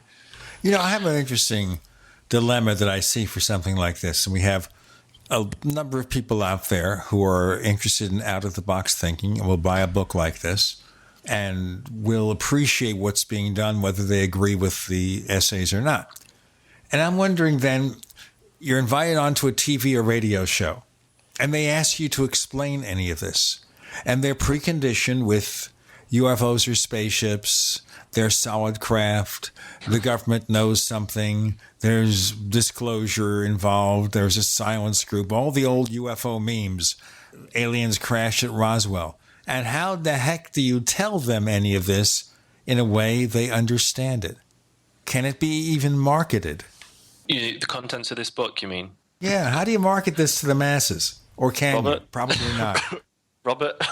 Yeah, I don't know if you can market it to the masses. I was thinking about that question earlier, who's the book for? And the book is for skeptics, because they're going to find a lot of, critical, anti-ETH, anti-UFO as a religion kind of thematics in here. It's for believers because it points to a lot of alternative ways of thinking and kind of confirmations of UFO reality based on very subjective thinking. But it's also for anybody who's been stuck in the middle and is extremely curious about it. And we know from, the forums, for example, there's a lot of really deeply curious people that aren't necessarily satisfied with one answer or the other and want to investigate the middle ground. And I think this book investigates middle ground in such a rich way, because there's so many dynamic writers that work contrary to each other, as well as one of the things, if you read the book from beginning to end, there is an evolution of some very specific themes that are at work that lead the reader, I think, to a pretty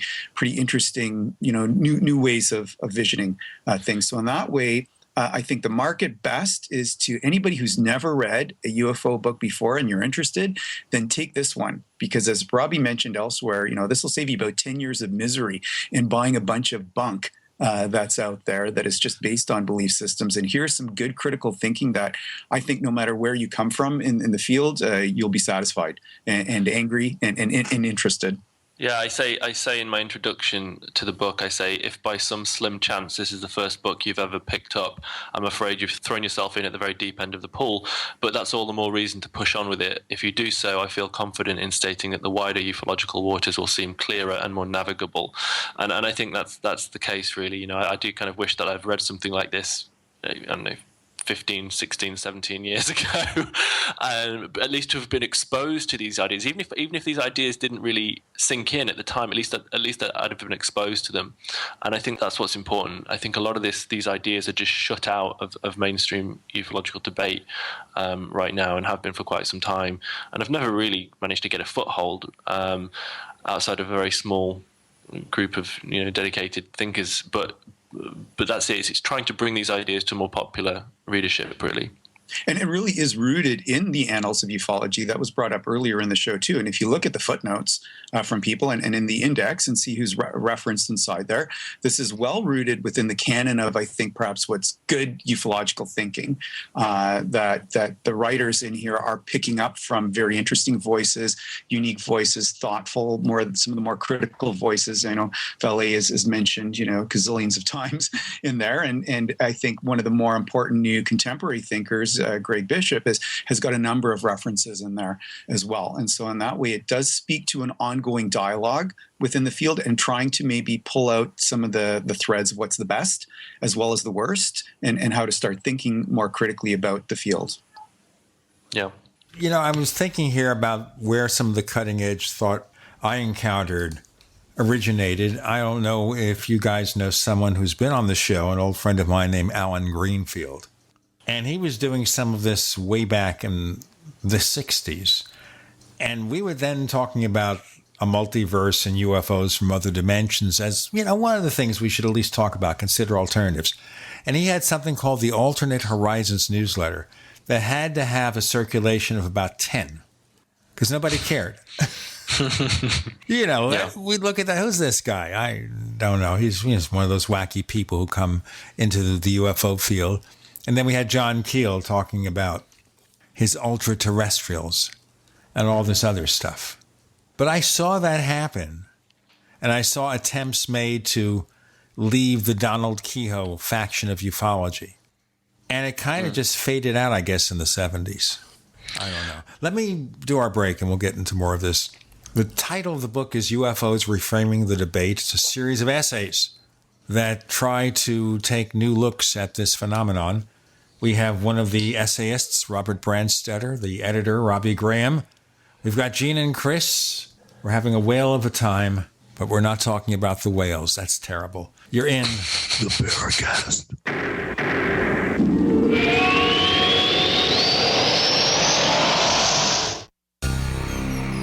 Thank you for listening to GCN. Visit GCNlive.com today. Neighbors, I want to tell you about my favorite graphics app. It's the award-winning Graphic Converter. Graphic Converter is the universal genius for photo editing on your Mac. Join over 1.5 million loyal users for this Swiss Army knife photo editing app. It gives you all you expect from a top-flight image editing app with tons of features, and most important, it's easy to use. It's also far less expensive than that other app that you can only get by subscription. The one I'm talking about. What's more, you can get 20% off with your order right now. So write this down to learn about Graphic Converter. Go to www.lemkesoft.de/Gene. Let me spell that. www.lemkesoft.de/Gene. Lifetime Gray's 100% grass-fed beef has the health benefits you seek. When compared to conventional beef, it offers good fats while virtually eliminating the bad. That's the result of cattle who never eat grain, ever. Rich in antioxidants, including vitamin E, C, beta-carotene, and CLA. No artificial hormones, antibiotics, or other drugs. For all our fresh, non-cooked products with only 100% grass-fed beef, go to MidasResources.com. Use voucher code GCN to get 30% off your order. MidasResources.com or find us on Facebook. Be prepared for the next disaster with the Shelter Pod. The Shelter Pod is a large, all-season, heavy-duty, quick-deploy shelter. The Shelter Pod system can be set up in 30 seconds and includes an emergency medical kit, water filter, survival tools, and more. Are you prepared to take care of your family? Do you have everything in one place ready to go? Get it now or enter to win a complete Shelter Pod system at ShelterPod.com. The Shelter Pod at ShelterPod.com. Shelter when you need it most. Being self-reliant is about being prepared and to do what you need to have your own source of renewable energy. Portable Solar LLC offers the most powerful EMP-hardened solar system on the market that is transportable from place to place, and the best part, it's very affordable. Contact them at portablesolarllc.com or call for details at 972-575-8875. Sol Arc EMP-hardened solar generator energy insurance for your family or business. Call Portable Solar LLC today or go to portablesolarllc.com to check out their patent-pending technology. Are you happy washing your hands with harsh chemicals? Are you happy doing laundry with detergents? Are you happy paying high prices? Find your happiness with Pure Soap.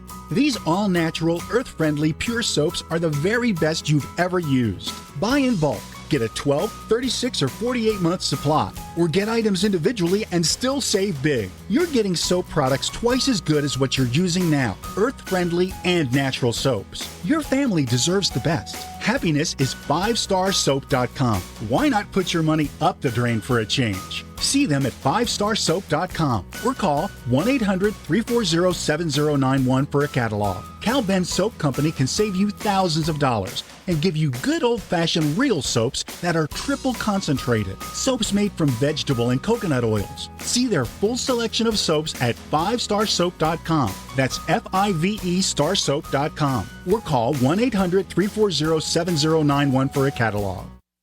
This is Dan Pilla. Do you owe the IRS money you can't pay? Are tax debts crippling you? I've defended people from the IRS for over 30 years. I've helped thousands, and I can help you too. I wrote the book on IRS settlement, and I'm telling you, there's no such thing as a hopeless case. Call 800-34-NO-TAX to finally get free of IRS debt. With the IRS's new programs, there's never been a better time to solve your problem. Call 800-34-NO-TAX. That's 800-34-NO-TAX, or my website, danpilla.com.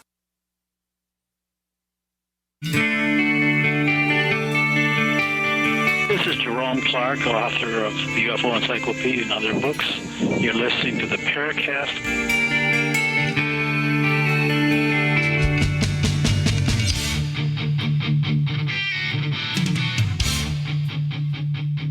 I'm sorry, it just, came out of my mouth.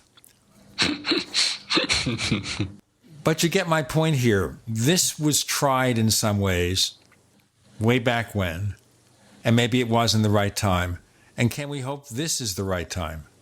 I think that people in the mainstream UFO school of thought, I guess, which does revolve around the notion of disclosure, for better or for worse, I think an increasing number of people are starting to become disillusioned, and I've seen that directly. I have to say, I think a number of people, a surprising number of people, I think, are starting to open their minds a little bit to some more abstract lines of inquiry with UFOs. And I think, year after year of promises of disclosure leading to absolutely nothing, I think is starting to wear thin with some people. And so I think the tide is already turning, to be honest. I think more people, a new generation perhaps, is starting to become more open-minded and less simplistic in their approaches to this. Again, I want to state that I don't reject the extraterrestrial I don't reject the extraterrestrial hypothesis, but I think that what we're dealing with, and I do believe we are dealing with something genuinely anomalous, is far more complex and multifaceted than just aliens visiting us in metal spaceships from another solar system. But that could well, in my opinion, have some part in it. Other contributors to this book would strongly disagree with me, and I think that's the value again of what we're doing here. Is we are trying to present clashing, conflicting perspectives within one volume, so that you are completely confused about about what to believe. And the idea is that you shouldn't believe anything. So I don't know. What do you think, Robert, in terms of is the tide turning? I don't know. I'm not too sure. I mean, if one reads this book, one might say, wow, there's some very interesting tides that are swirling about that are pulling together a lot of different unique threads, both from like kind of recent investigations into consciousness, into memory and perception, information theory, Greg delves into, up against those other notions of the UFO itself purely as a symbol, operating at work within the species that is altering us in very unique ways, causing us to think and reflect upon ourselves, our science, as perhaps as being in deficit. It pushes our boundaries of thinking in many ways. And I think one of the things I like about the essays in here, and I wish that there were more books, moving in this direction, is that it uses the UFO as an imaginative symbol in some ways to say, well, what else can we learn about ourselves and the human experience through that? Given that we can't name the truth of it and come up with an answer and measure it or replicate it in any way, well, how can we study the rest of it to see, well, what other truths are there that we might be able to tease and pull out from investigating different related disciplines, because it covers everything from neurobiology to information theory to the nature of perception, memory, psychology. It investigates so many different fields. And I think RPJ says this, and I say this, that it is a very flexible phenomenon that encourages human beings to actually pursue knowledge and knowledge about themselves in very unique ways. Yeah. Again, one of the things I say is that the role of the witness in UFO events is typically overlooked by UFO investigators, whose focus is on what the witness has seen rather than why they have seen it or how they have interpreted it. And so the assumption is, quite strangely, that the UFO witness is almost independent of their anomalous experiences. The people interpret, the popular interpretation of UFO experiences is that something external is happening to a completely independent observer. Whereas when you even start to think about that for a moment, that's very, very simplistic way of looking at this, and that's why, for example, Greg and Robert and other essayists in the book encourage the focus should be more internal than external. If we seek to understand, the complexities of human cognition and consciousness itself, then we might better understand the UFO and then maybe better understand ourselves. Okay, I certainly hope we'd have another response there, but I'll just jump in here. That's all right. Cut off. Oh, you got cut off. Yeah, my audio has been flashing in and out. All right, go ahead, Robert. Okay. Certainly, I think that a core component of the text that is important is it does move into contemporary science, and it does try to examine the very act of what it is to experience reality itself. One of the scientists that gets mentioned twice is Donald Hoffman, who looks at this theory of conscious realism and what in fact is the nature of reality and our experience of reality, and recognizing that the human sensory apparatus has been built as a function of evolution. So the way that we see and experience reality is based totally on the nature of our sensory system and how that's evolved. And it's evolved so it can suit us best. And what Hoffman highlights is that our version of reality is a very limited one. There may be far more dynamic things taking place that are beyond our perception that, other species perhaps are able to interact with in the way that butterflies have X-ray vision and dogs hear, at frequencies that we're incapable of. So our version of reality is limited. And what Hoffman opens the door up for is that we may, during rare occasions, for whatever reason is taking place in the witness in that moment, and whatever that external stimulus is, be intersecting with something that is perhaps a very common part of reality. As Greg Bishop once described it as, like waves in the water. It might be extremely common, but for whatever reason, the right circumstances are there that cause us to intersect with it and then see something absolutely incredible that is often quite surreal, very bizarre and absurd in its presentation to us, and that perhaps this is the rich source of where the UFO is, some type of commonplace, could be an entity, could be an intelligence, could be non-conscious, and is something that we see by chance, given the right circumstance, and causes us to experience a whole new set of perceptions that is not normally common to the human experience. But let me throw another possibility out for you.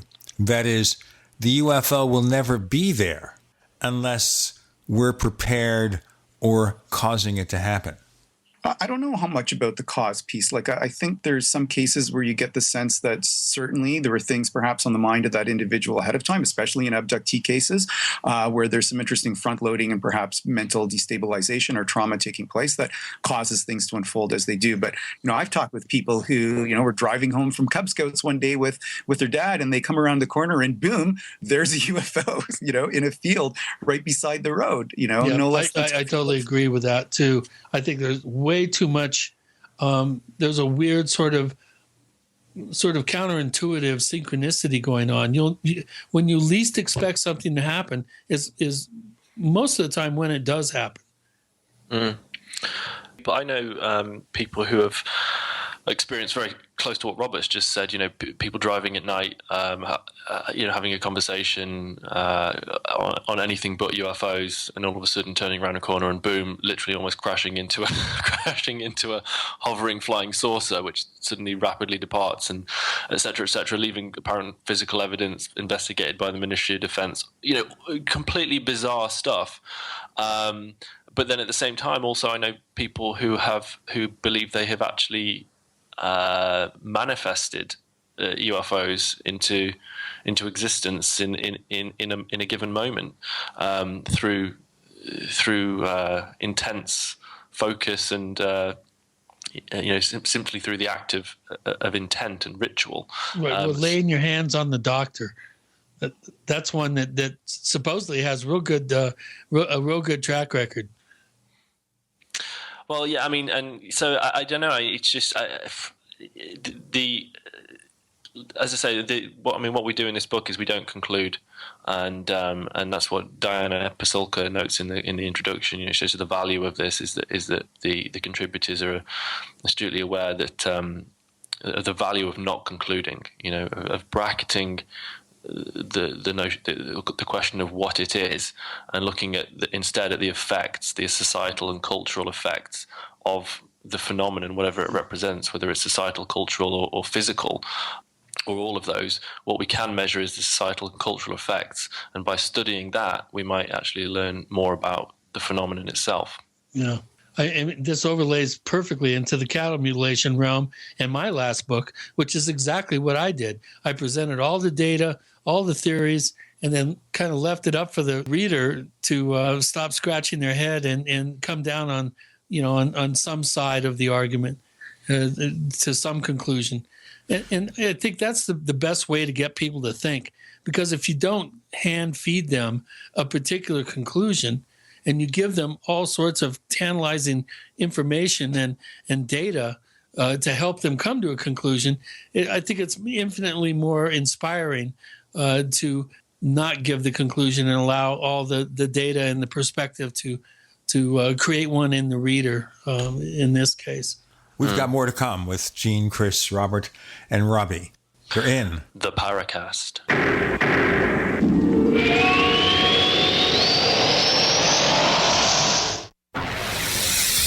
You are listening to GCN. Visit GCNlive.com today. We also have swag. We have all these exclusive Paracast things that you can buy. We've got 60 or so different items, and entails t-shirts, sleeves for notebook computers, iPad cases, mouse pads, the Paracast Jumbo tote bag, all sorts of t-shirts and jackets and stuff like that for men and women. We have a Paracast aluminum water bottle. All this stuff, you go to store.theparacast.com, store.theparacast.com. What makes it special is that the items are the best quality, great t-shirts, fabrics, and they have our official logo on them. That's what makes them special, in multiple sizes and colors. We even have stuff for children, stuff for women, stuff for men. We have all sorts of sizes, like small up to X large. A lot of good stuff. That's the swag from the Paracast. If you go to store.theparacast.com, stop by and take a shopping tour. Maybe not today, maybe not tomorrow, but soon you'll need a plan and place to survive. Forget bunkers. You're not a live underground gopher. You need survivalist camps, the ultimate fully functional, off-the-grid mobile survival bug-out house that's well-equipped and custom-built to outlast any other RV or trailer. Bold statement? You bet. See them now at survivalistcamps.com. That's survivalistcamps.com. Trust your family's survival to survivalistcamps.com. Kiss your credit card debt goodbye. I'm Pharmacist Keith. Dr. Wallach, the Dead Doctors Don't Lie guy, and myself want to show you how to achieve financial peace, creating an extra income that will last for years to come by joining Dr. Wallach's crusade, spreading his message of better health. To learn more, visit radio.recordedvideo.com. That's radio.recordedvideo.com, radio.recordedvideo.com, or call 866-257-3105 for a recorded message.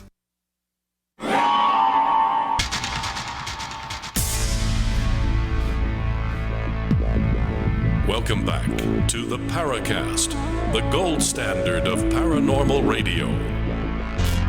And now, here's Gene Steinberg.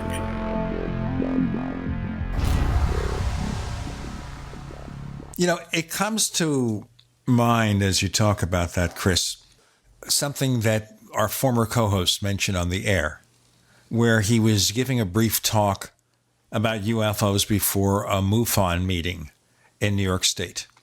And he got into all these fine details, and somebody said, can you give me the Reader's Digest version? They wanted simple. They wanted a conclusion. Many, many years ago, and I haven't done that many lectures, but I've done a few. I was giving a lecture before a group in Atlanta, a group of which Alan Greenfield was one of the sponsors. And I gave a presentation of the evidence that favored something going on. These are sightings that cry out for an explanation. Now, remember, I was a lot younger then. I didn't have all the arguments intact. But they kept asking, what's the answer? What's the conclusion? I got to know. Mm-hmm. They wanted an answer, and the people who give them an answer, a simple answer, are the ones who they'll pay attention to. They won't pay attention to me if I'm saying, we don't know what it is, we've got a phenomenon going on. This is how they want to be spoon-fed. Well, that's the appeal of the disclosure movement, of course, because it's a narrative that has a clear-cut ending, and the ending is disclosure of ultimate cosmic secrets, which fundamentally and quickly change the world, and that's easy to package, and it's easy to kind of digest, and it's very, very appealing. But what's the ending narratively to to what we're presenting in this book, and to what other people have presented before us along similar lines? Well, there is no definitive ending to it, and people don't like that. People like things to be narrativized and digestible and understandable, and we like conclusions, and we don't offer any. But I think there's value in letting go of the need for conclusions, I think, when it comes to something like this, and just being open to possibilities. And that's where Greg Bishop also, advocates that notion, and Sue Demeter St. Clair as well says, ask more questions, ask more interesting questions, be more curious about it. Greg does a great advocacy piece for the Greek philosophy of Pyrrhonism. Remain in a state of perpetual inquiry, as we cannot be certain what new evidence will turn up in the future. So stay tentative and continue the inquiry. Pyrrhonians question accepted knowledge and identify dogmatism as a disease of the mind. And I would say ufology has had a disease of the mind for a great number of decades, and that needs to be pushed away. And if we're going to push it away, then we have to be open to, as Vallée says, stop bringing ideology to the table. As somebody who was once, a great proponent of ATH, and then since came and piled on a whole bunch of other theoretical avenues, he's now telling us, let's get rid of ideology. Let's just start asking interesting questions of it and see what else can be learned from the witness experience. If we've got a lot of data, which we do, maybe we can do something with all of that and some sifting. And that's, Vallée's baby as well, too. But for the rest of us, in terms of finding a new way of thinking about it, we need to be open to saying, I don't know the answer, and who knows what new things will come along in the future to give us better answers to it. So let's just be patient with our approach, and be creative and curious with it. Well, and be diligent too absolutely. Make sure that we're actually availing ourselves of all the wonderful thinking that's out there, and all these wonderful sort of counterintuitive approaches to the subject matter. The obvious ways have not worked, and we here at the Paracast, we're real. We sound like foghorns echoing in a foggy night by saying this constantly. The wheel is broken. It's fallen off the vehicle. It's all the way down the ravine. Okay, 70 years, and we really are no closer to any definitive answers. We think we know more, but it's the more you know, the more confused you become, basically. So amount of knowledge does not equate, some sort of linear process towards a solution. And so we really need to become very circumspect and pull back and entertain new thinking, entertain new ideas. And, perhaps then the next generation will be able to go, it's probably a forest for the trees thing. It's probably so obvious that there's just no way that you can accidentally pick it up. So, time will tell. It's just very exciting. And I'm really gratified to see books like this. Go ahead. To go along with what Chris is saying, we have to be available to looking at things from very, very altered perspectives. And when we think about the nature of the UFO experience, I describe it as Ultima Thule, that place that's beyond, borders, that place on the map where monsters are, and you're heading into uncharted territory. And I think when we think of how surreal the UFO witness story is, it really is about uncharted territory. And that theme gets echoed in the text. Benias talks about, we need to head into a land which is not yet to be trod. We need to head to Terra Obscura. And Mike Clellan talks about, the land of the owls.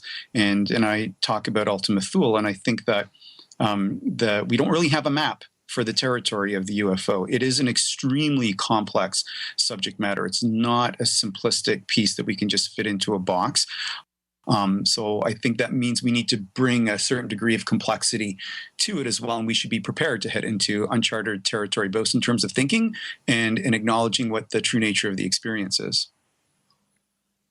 Robbie? I can only leave it really with what Robert has so eloquently expressed there. And I'm not going to try and top what he's just said. That's it, really. We are the book attempts to, I suppose, set course for that uncharted territory, but we recognise that we can't actually effectively approach it yet. But we're at least trying, and I think it's important to try. Do you think we'll ever get an answer, or we'll be in the second round of trying to find new thoughts? Someone asked me this recently. Will we ever get an answer to the UFO riddle? I think that I would like to think that probably we will if we survive long enough as a species, because I don't think that anything's. I think that most things will be within our reach of understanding if given enough time. But I think we're so primitive, we're so young right now. We like to think of ourselves as the pinnacle, but we're so young and so primitive. Chris said we're just basically evolved apes, which is of course exactly what we are. And so I think we're a good ways away of truly understanding what underlies UFOs and related phenomena. Are they forever beyond our reach? Probably not. Are they beyond our reach within my lifetime? Probably so. Yeah, I think that for myself, when I think about it, that it is so beyond the capacities of our biology, I doubt we'll ever come to a great appreciation of what that external stimulus actually is, if there is one that's there. But I do think that if we take time to actually bring real science to what we've got left, which is the UFO witness, that if there could be some energies invested into who in fact are the people that see what they see, and if we could actually define a cohort through like real legitimate, sociological study, I would be fascinated to understand that part of it. That is, there's something about the nature of the individual or what's taking place in their life that causes the experience to unfold, or is it in fact an entirely random stimulus piece that for whatever reason people see sometimes, and if that's the case, I think it'll always be beyond our grasp as to what it is. It seems to defy our science quite readily all the time, and it doesn't leave us any ability or capacity to use science to measure it in any meaningful manner except for after the fact. So I think we need to focus on the witness piece and see what kind of traction we can get from that.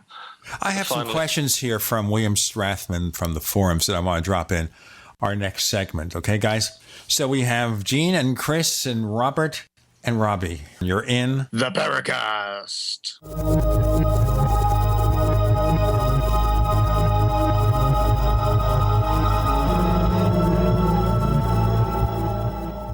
Neighbors, I want to tell you about my favorite graphics app. It's the award-winning Graphic Converter. You know, Graphic Converter is the universal genius for photo editing on your Mac. Join over 1.5 million loyal users for this Swiss Army knife photo editing app. It gives you all you expect from a top-flight image editing app with tons of features, and most important, it's easy to use. It's also far less expensive than that other app that you can only get by subscription. You know, the one I'm talking about. What's more, you can get 20% off with your order right now. So write this down to learn about Graphic Converter.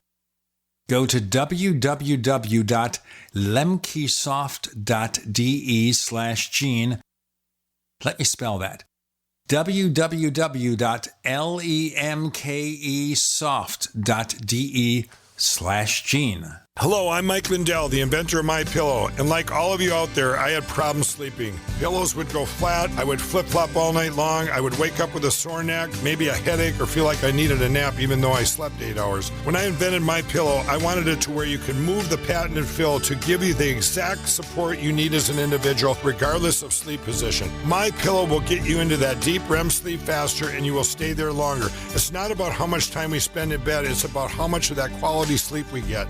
I do all of my own manufacturing right here in the United States. I have a 10-year warranty. You can wash and dry my pillow, and I give you a 60-day money-back guarantee, so you have nothing to lose. And here's my best offer ever. You can buy one of my pillows and get one absolutely free. Go to mypillow.com or call 800-870-0305 and use promo code GCN. That's mypillow.com or 800-870-0305 with promo code GCN.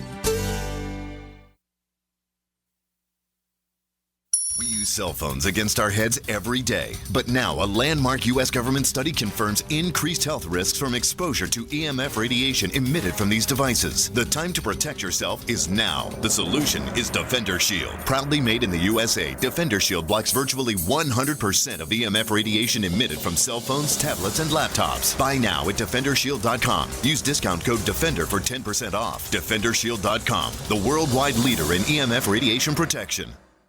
Hi, Peter Vaccaro for ParanormalDate.com. Are you looking for love in all the wrong places? Now you have a chance to change that by signing up for free at ParanormalDate.com. This incredible dating site puts people of like minds together. People who are interested in the strange, the unusual, mysteries, ghosts, UFOs, and the afterlife, and so much more. ParanormalDate.com was developed for you, people seeking a viable alternative to the other dating services. You can join for free by going to ParanormalDate.com, and if you decide you like it and want to connect with people, use the code GEORGE for a substantial discount. Mark Rawlings, president of ParanormalDate.com, says so many people hunger to share their experiences about the paranormal, the unexplainable, or the afterlife, and so much more, and this is the source for them to meet and share that common interest. So sign up for free at ParanormalDate.com, ParanormalDate.com, and use the code GEORGE if you decide to connect with someone you like. Ralph, remember when you said you were going to start paying more attention to your health and now you're eating potato chips? Just a few. A few, okay, but you should be eating Superberry's Aronia berries. Aroni what? Aronia berries from superberries.com. They're known for having one of the highest levels of antioxidants that helps with overall wellness. Go to superberries.com/radio. And right now we get a free smoothie recipe book with our order. Plus we can save $4 at checkout. Wow, look at all the benefits of these berries. I know, Ralph, I know. Choose health. Eat purple. Superberries.com. We'd like to hear from you. If you have a comment or question about the Paracast, send it to news@theparacast.com. That's news@theparacast.com. And don't forget to visit our famous Paracast community forums at forum.theparacast.com. On the Paracast, we're exploring this new book, UFOs, Refreshing the Debate. The editor, Robbie Graham, is here, one of the authors, Robert Brandstetter. Let me tell you, first of all, that we've got something special we're cooking up for after the Paracast. All right? So I mentioned before that we wanted to have Red Pill Junkie join us on this show. And unfortunately, his work schedule intervened. But he is available for a recording session for after the Paracast. So if all things work out, on the accompanying episode of After the Paracast, you will hear from Red Pill Junkie. And to listen to that show, you got to be a subscriber to the Paracast Plus. Go to plus.theparacast.com. That's plus.theparacast.com. We also give you a commercial-free version of this show for a low subscription rate starting at $1.49 a week. And if you go for 5 years or lifetime, we actually have free books, printed books and ebooks. Really marvelous. Chris, do you want to take a look at those questions from William Strathman? Okay, yeah, there's a bunch. Okay, first one for Robbie. Again, this comes from William Strathman. He pretty much shows up when we have interesting guests on the show, and he's one of the few forum posters that has more likes than he has posts. And he's wondering, Robbie, how did you come up with the idea to ask for essays from this wide variety of contributors? I think it did arise out of mine and, well, initially mine, and then I suppose the collective contributors' frustration that what people call ufology is, frankly broken and was never really fully assembled in the first place. And I wanted to put a book together that would lay bare the problems that have long faced the UFO study field, and then crucially seek to provide remedies and solutions so that we can move forward on this clearer path. But the book, I suppose, it was also put together at the suggestion, or at least a volume was put together at the suggestion of my editor. I'd written Silver Screen Sources a couple of years ago, and my editor at White Crow Books, and my publisher rather at White Crow Books, suggested that I might do an edited volume on UFOs. But, and he sort of said, well, what would your angle be? And I thought, well, I've been sort of kicking around this idea of maybe doing something that would be critical and present alternative perspectives. And then so I just started to put together a list of who struck me as being particularly forward-thinking, progressive, iconoclastic in this field and at the edges of the field. And I started to approach people with a brief, with an outline for an idea of what would become UFOs Reframing the Debate. I think I had the title from the very beginning. And I approached a good number of people, and almost all of them jumped on board with it very enthusiastically. So, and it all came together very, very quickly. Well, I say quickly, it took a year, but that's quite quick. And so, yeah, relatively smooth, and everyone was incredibly enthusiastic about it. And I'm really blown away by how much of themselves everyone's thrown into this. Well, you mentioned almost everybody took you up on it. Another question from Mr. Strathman is, who turned you down? And you can name names. It's okay. I would rather not, because give us a bunch of hints. There were a couple of very, very, very big names who are colleagues of mine who I have huge respect for, who turned me down simply. One of them turned me down because he was simply just too busy. He's a full-time academic, and his schedule wouldn't allow for it. He a lot of people are demanding a lot of things from him all the time, and he just sort of was very honest with me and said, I think this sounds like a great project. He said I think it's going to be a classic, but I don't have the time to do it at the moment, and I just have to kind of draw a line and say I can't do it. So I respected that, and I thanked him anyway. And the other one is a guy who is a very big name, and he declined respectfully, and again very enthusiastic about the project. But he said he was taking a huge step away from the field, and didn't really want to be, I think, out there at this point with this kind of project. I think he just wanted to sort of go into stealth mode, shall we say. The mind wanders. I can think of a number of people that would fit into that particular description, but did you have in your mind a certain variety of people or a certain variety of opinion that you wanted to sort of have for a well-rounded focus for the book, or did you just kind of go with your intuition and say, well, this one, and just allow them to come up with it? In other words, how much did you steer the project?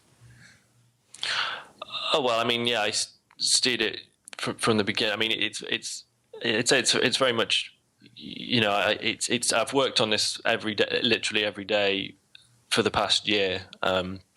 And so it's been hugely time consuming and all of that. But it's been less stressful, I would say, than the last book I wrote, because the last one was, I wrote all the content, whereas this is written by other people. But this is still a huge challenge in the sense that you're still having to edit everyone's work. You're still having to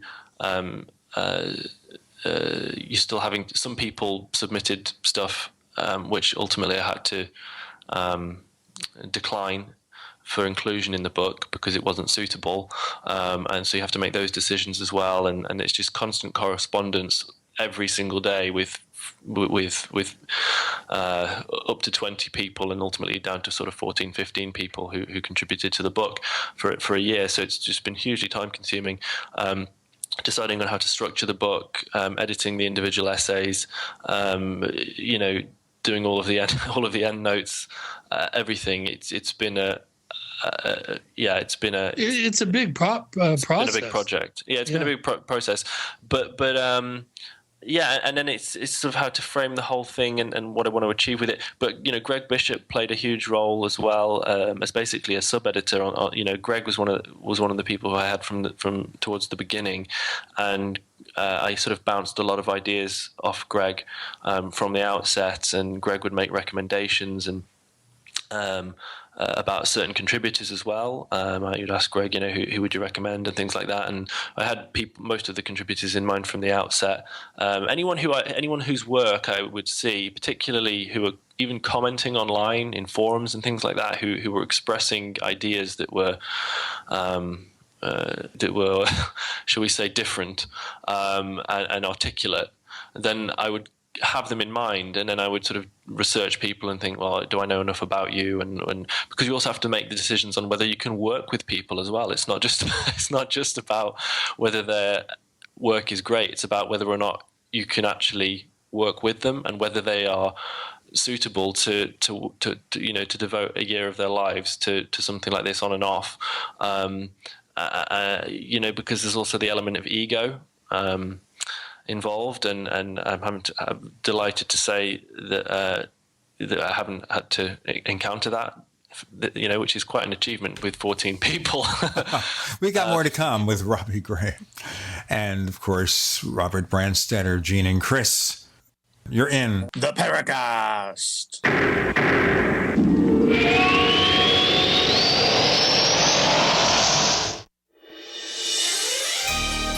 Thank you for listening to GCN. Be sure to visit GCNlive.com today. Fully cooked, ready-to-eat bacon. I'm talking thick, meaty, center-cut presidential bacon. Savory and delicious. I buy some, I use some, I store some. Awesome. No refrigeration needed with a 10-year shelf life. NASA-packed technology. Bacon. Fully cooked, fully hydrated, ready to eat right from the packed bacon, or warm and served. Life-saving, ready-to-eat bacon. 10-year shelf life bacon. Ships free at fullycookedbacon.com. Fullycookedbacon.com. In these uncertain times, it makes sense to have a sustainable backup method to cook food and boil water. If your current plan includes using a fuel-burning stove or cooking over an open fire, then there's a much better way. The Minuteman Rocket Stove is a biomass-burning cooking stove that only requires small quantities of sticks and twigs for fuel. The Minuteman Stove is easy to use, smokeless, portable, powerful, and sustainable. For the finest in survival cooking stoves and fire starters made right here in the USA, go to MinutemanStove.com. That's MinutemanStove.com. Don't become dependent on the medical system. Get and stay healthy naturally with Extendivite. Metals in the liver cause peroxides to get dumped into the bloodstream. Peroxides do more damage than free radicals to the arteries, and the LDL has no protection from peroxides, causing the LDL to get stuck in the arteries, creating a potential blockage. Extendivite slowly chelates the metals away from the liver so it can dispose of what was meant to be a harmless process, peroxide. Extendivite 7 Herbs has a job to strengthen the organs and circulatory highway. Can you afford a heart attack? Extendivite is available in capsule or liquid form for just $69.95 for a 2-month supply. To get started, call 1-877-928-8822. That's 1-877-928-8822. Or visit heartdrop.com. Extend your life with Extendivite. BuySellMakeOffer.com is better than ever. I'm Pat Matthews here to tell you that BuySellMakeOffer.com, the revolutionary site for buying and selling anything and everything, just upped the ante. Go right now to BuySellMakeOffer.com and click the Sign Me Up button. When you do, you'll get the first month free, and then it's just $9.95 a month to be a member forever. And you don't need a credit card for the initial setup. Create your own store on the site and sell whatever you want as long as it's legal, however you want, and sell an unlimited number of items. Create your own intro video to describe what your store is all about. Use Skype to see who you're buying from or selling to. Sell unused household items, as well as antiques, cars, televisions, collectibles, real estate. The possibilities are unlimited. Use social networks to promote your store right from our site. Remember, there are never any fees no matter how much you sell. Become a member today. I'm a member. Get all your friends to sign up too. This could become a great business for you. Sell whatever you want for the first 30 days free at BuySellMakeOffer.com. Homeowners have much more to worry about than just making their mortgage payment. One of our biggest expenses can be when unexpected repair bills hit us at home. Can you afford to repair or replace your home heating system? What about when your air conditioning stops working this summer, or worse, a major plumbing problem or large appliance that just stops working? Well, with National Home, you can say goodbye to repair bills. That's right. If you own a home, you could stop paying for these costly repairs. Best of all, call now to get your home protected and 1 month of repair coverage for free. Just call 800-887-3022. Simply call our 24/7 repair hotline and pay nothing for covered repairs. Get total protection for your home's major appliances and systems so you have no more costly repair bills. Just call 800-887-3022 and never pay for repairs again. Get your home protected against costly repair bills right now. Call 800-887-3022. That's 800-887-3022. 800-887-3022. Hello, this is John Burroughs, one of the witnesses to the Rendlesham UFO incident. You're listening to the Paracast, the gold standard of paranormal radio.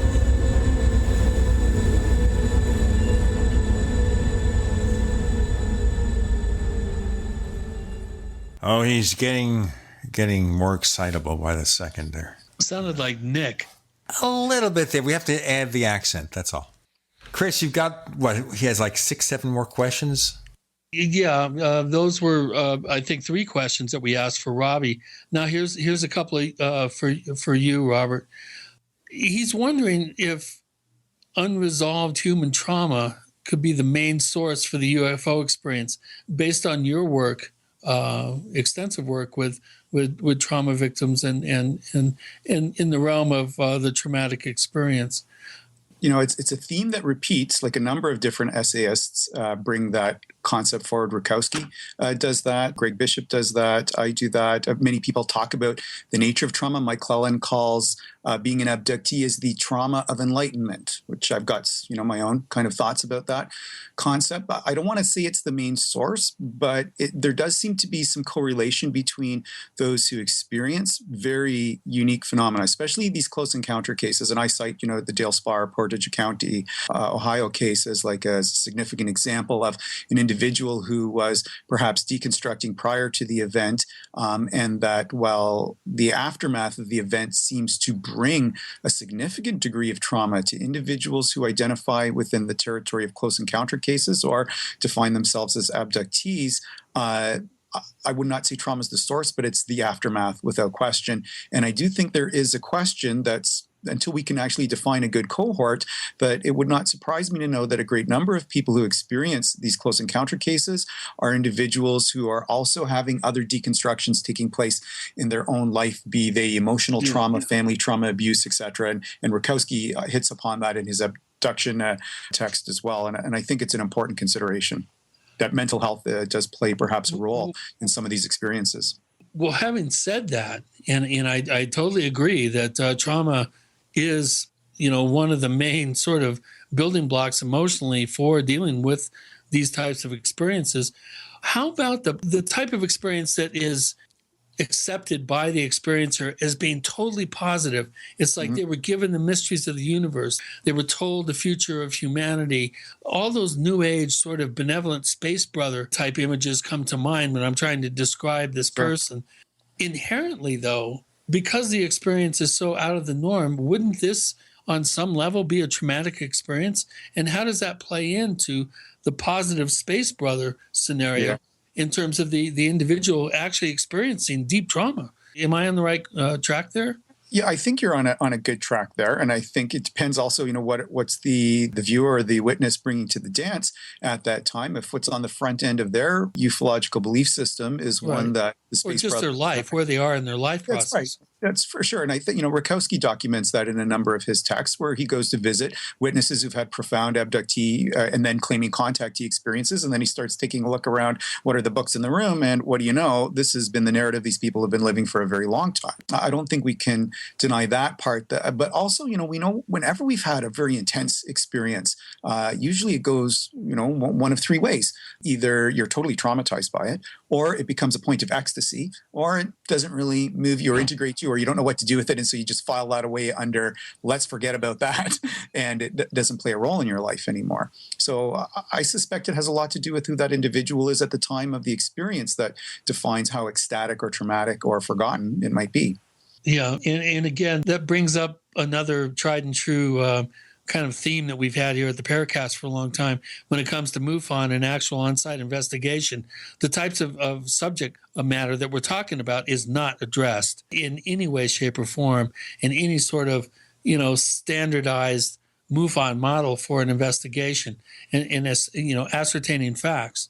I mean, I think it's so important. And you just brought up a really important fact. Walking through an experiencer or a witness's living room and just happening to look at what kind of magazines they have, what kind of books they have on the bookshelf. This really is important because each experiencer is a complete sort of universe, if you will, and it has its own sort of front-loading and autonomy. And that, I think, is going to color any sort of unusual experience that they have. Again, we're getting back into the whole realm of how do we ascertain the quality of consciousness. And I think that's a real important aspect to all this and how people actually perceive their reality. Anybody want to comment? On some level, I think at the end of the day, all we've got is a collection of really unique stories, some of them very surreal and absurdist in nature.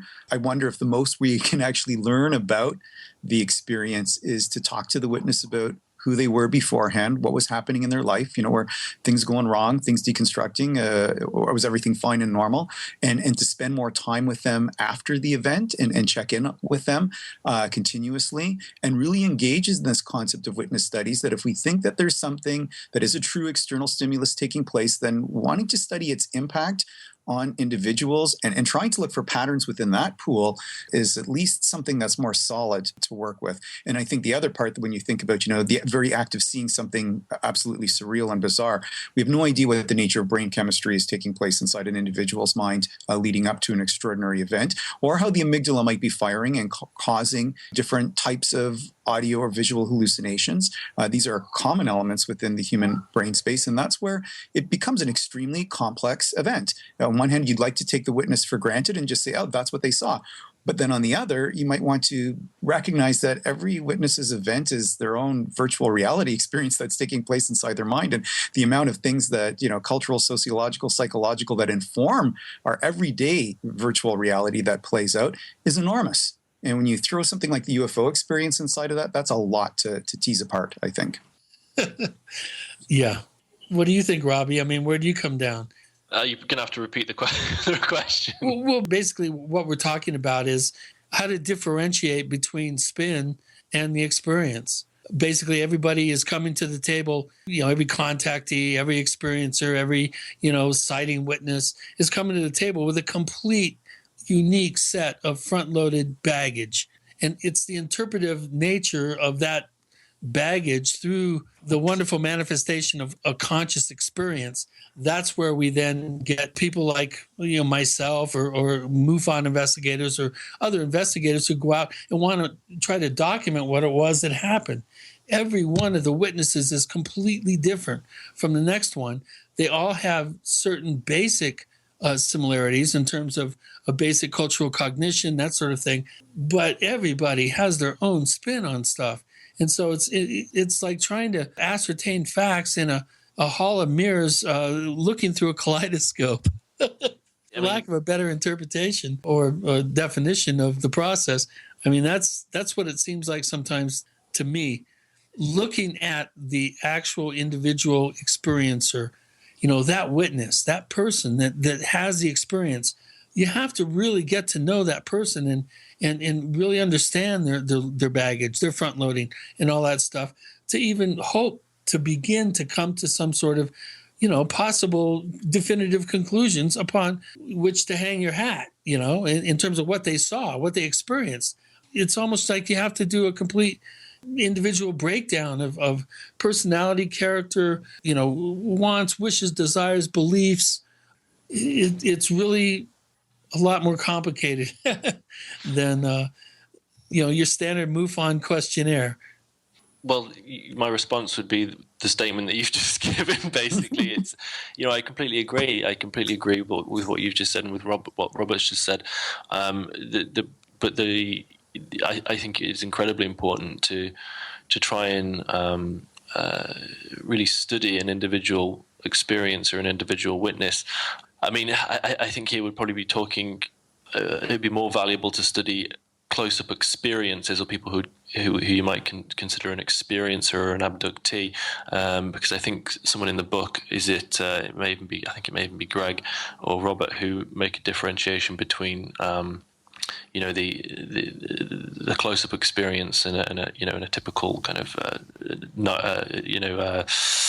nocturnal light experience, light in the sky, right?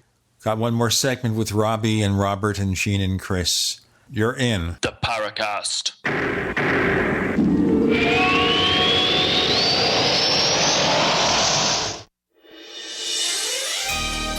Thank you for listening to GCN.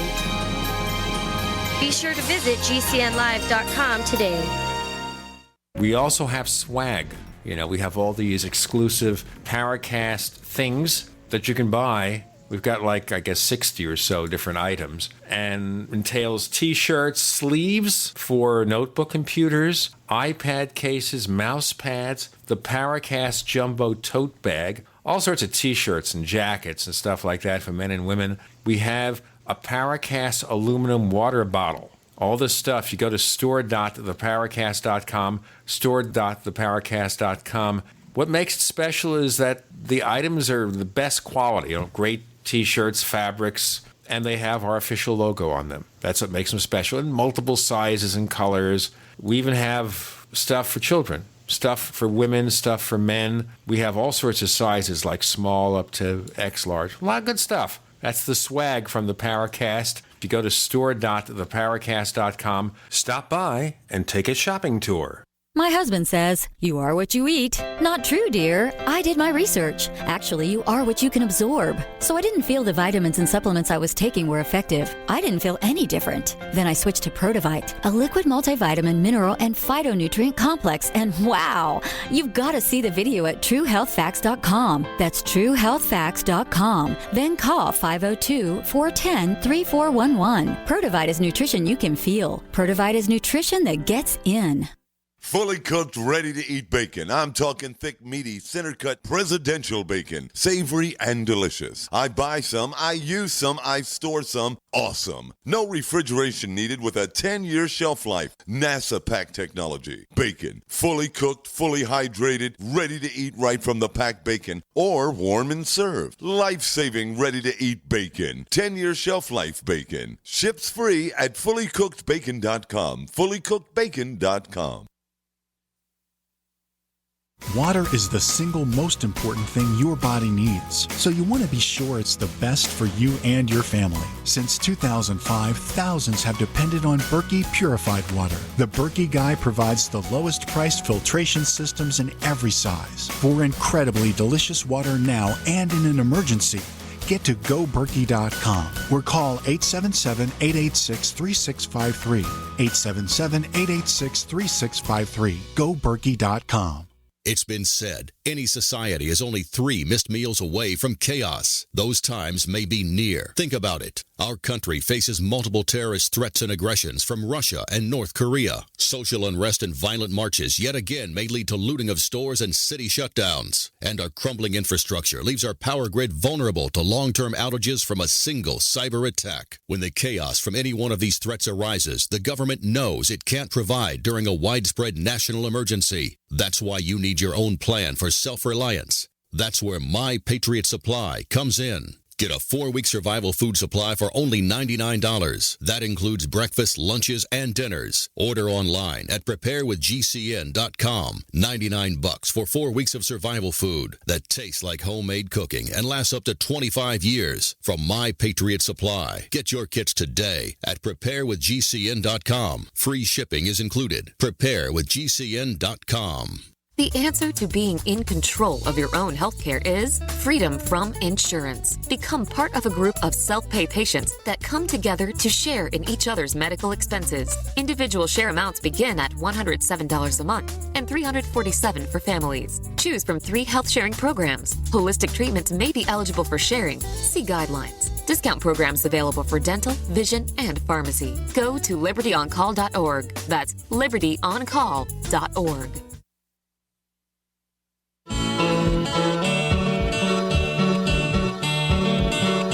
This is Micah Hanks of the Gray Alien Report, and you're listening to the Paracast, the gold standard of paranormal radio.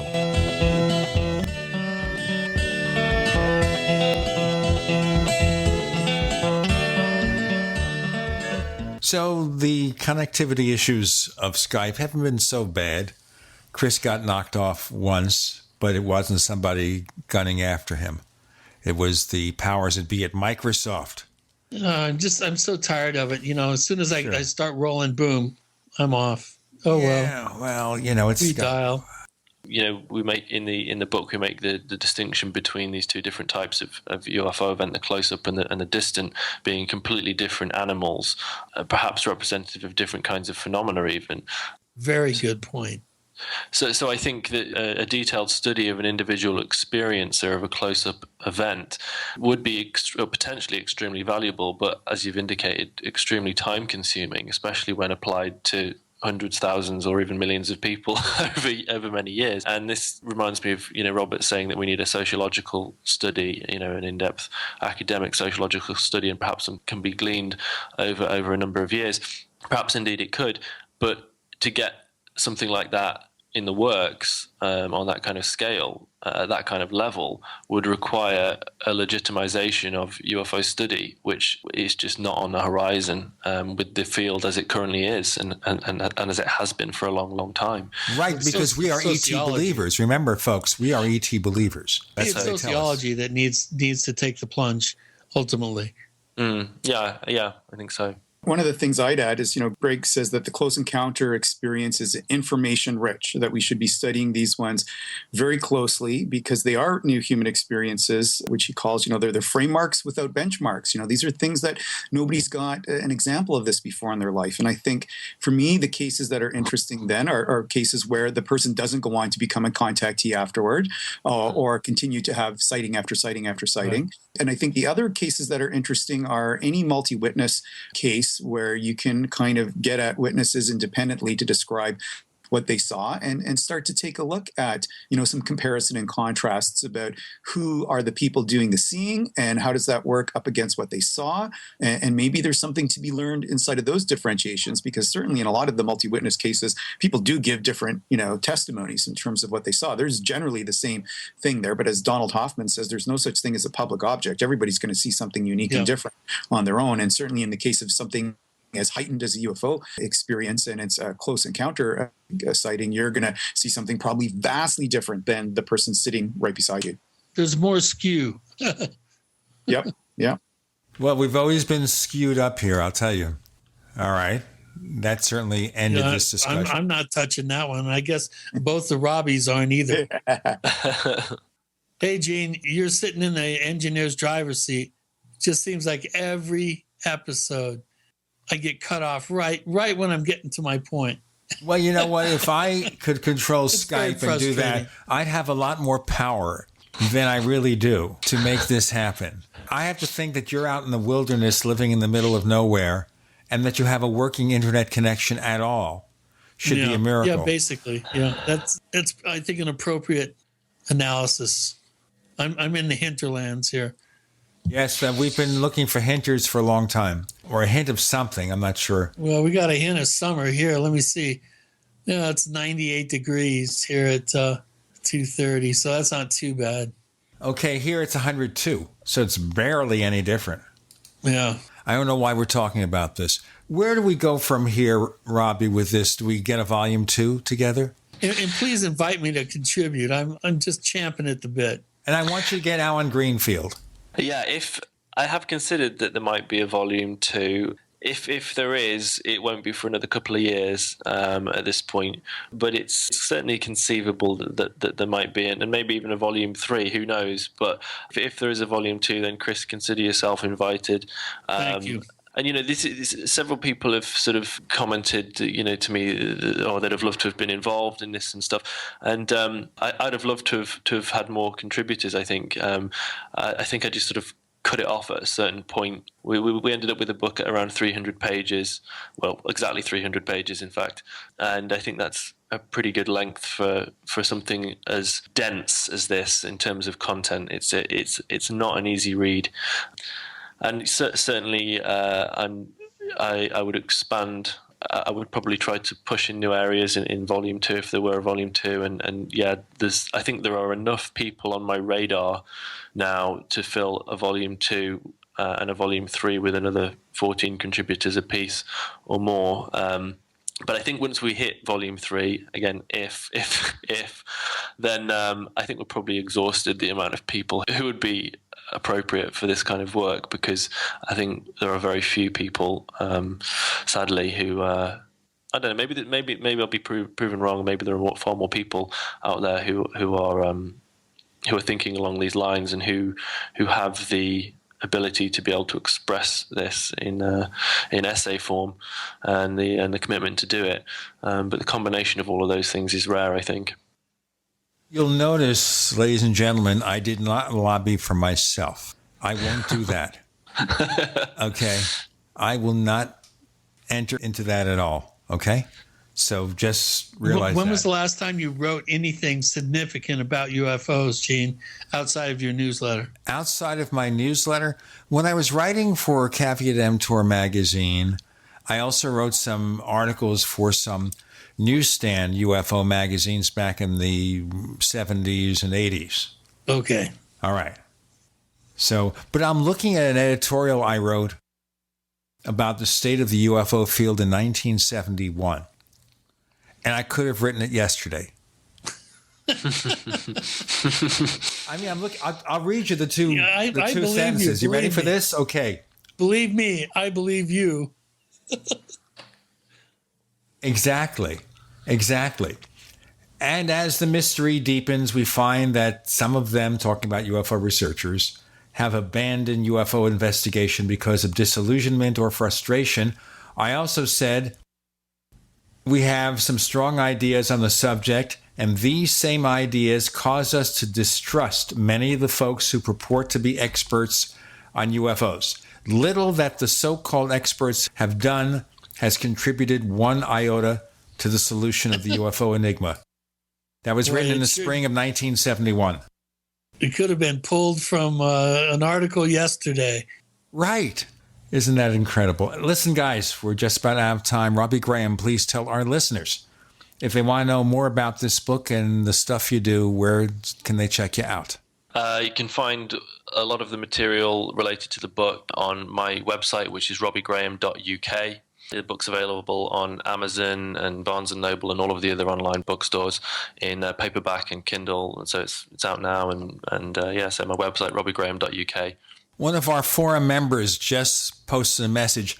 He's already downloaded the Kindle version of the book. that fast, even before the episode was broadcast. Robert, do you have a site or anything we could? I used to have a site, and then I closed that one down. So I'm floating around. You can hit me on the Paracast Forums if you ever want to message or ask any questions there. But I'm trying to keep a semi-low profile. A lot of different things happening in life all at once. But this has been such a great treat to participate in writing a piece for this book. And Robbie's been such a phenomenal editor and allowed me to push word limit things and stuff really kindly. So I hope people do take time to read the text. It's got some really interesting pieces in it. We can find Chris at OurStrangePlanet.com. Chris, you've been a busy bee over there putting up lots of really good stuff. Yeah, I have. I've got lots of new articles, and I really want to re-emphasize the importance of this book. Robbie, Robert, Greg, everybody, Red Pill Junkie, Kurt. This is a really important book. I don't do this hardly ever, but I do. I really recommend this book, and I urge you to go out and get it. Thanks so much. Yeah, thanks, Chris. I have it here. I've been reading chapters here and there, and I'll finish it. I will finish this book. It's right in front of me. It's right in front of my eyes right now. You can also check out After the Paracast, our second radio show. Go to plus.theparacast.com, plus.theparacast.com. On the next episode, you'll be hearing from Red Pill Junkie, another contributor to this book. In addition to After the Paracast, we also give you the commercial-free version of this show and lots of other goodies. And for 5-year and lifetime memberships, we offer free print books. How about that? Plus.theparacast.com. Prices start at just $1.49 a week. Our price cheap. Robert Brandstetter, Robbie Graham, thank you both for joining us on the Paracast. Thank you. Thank you.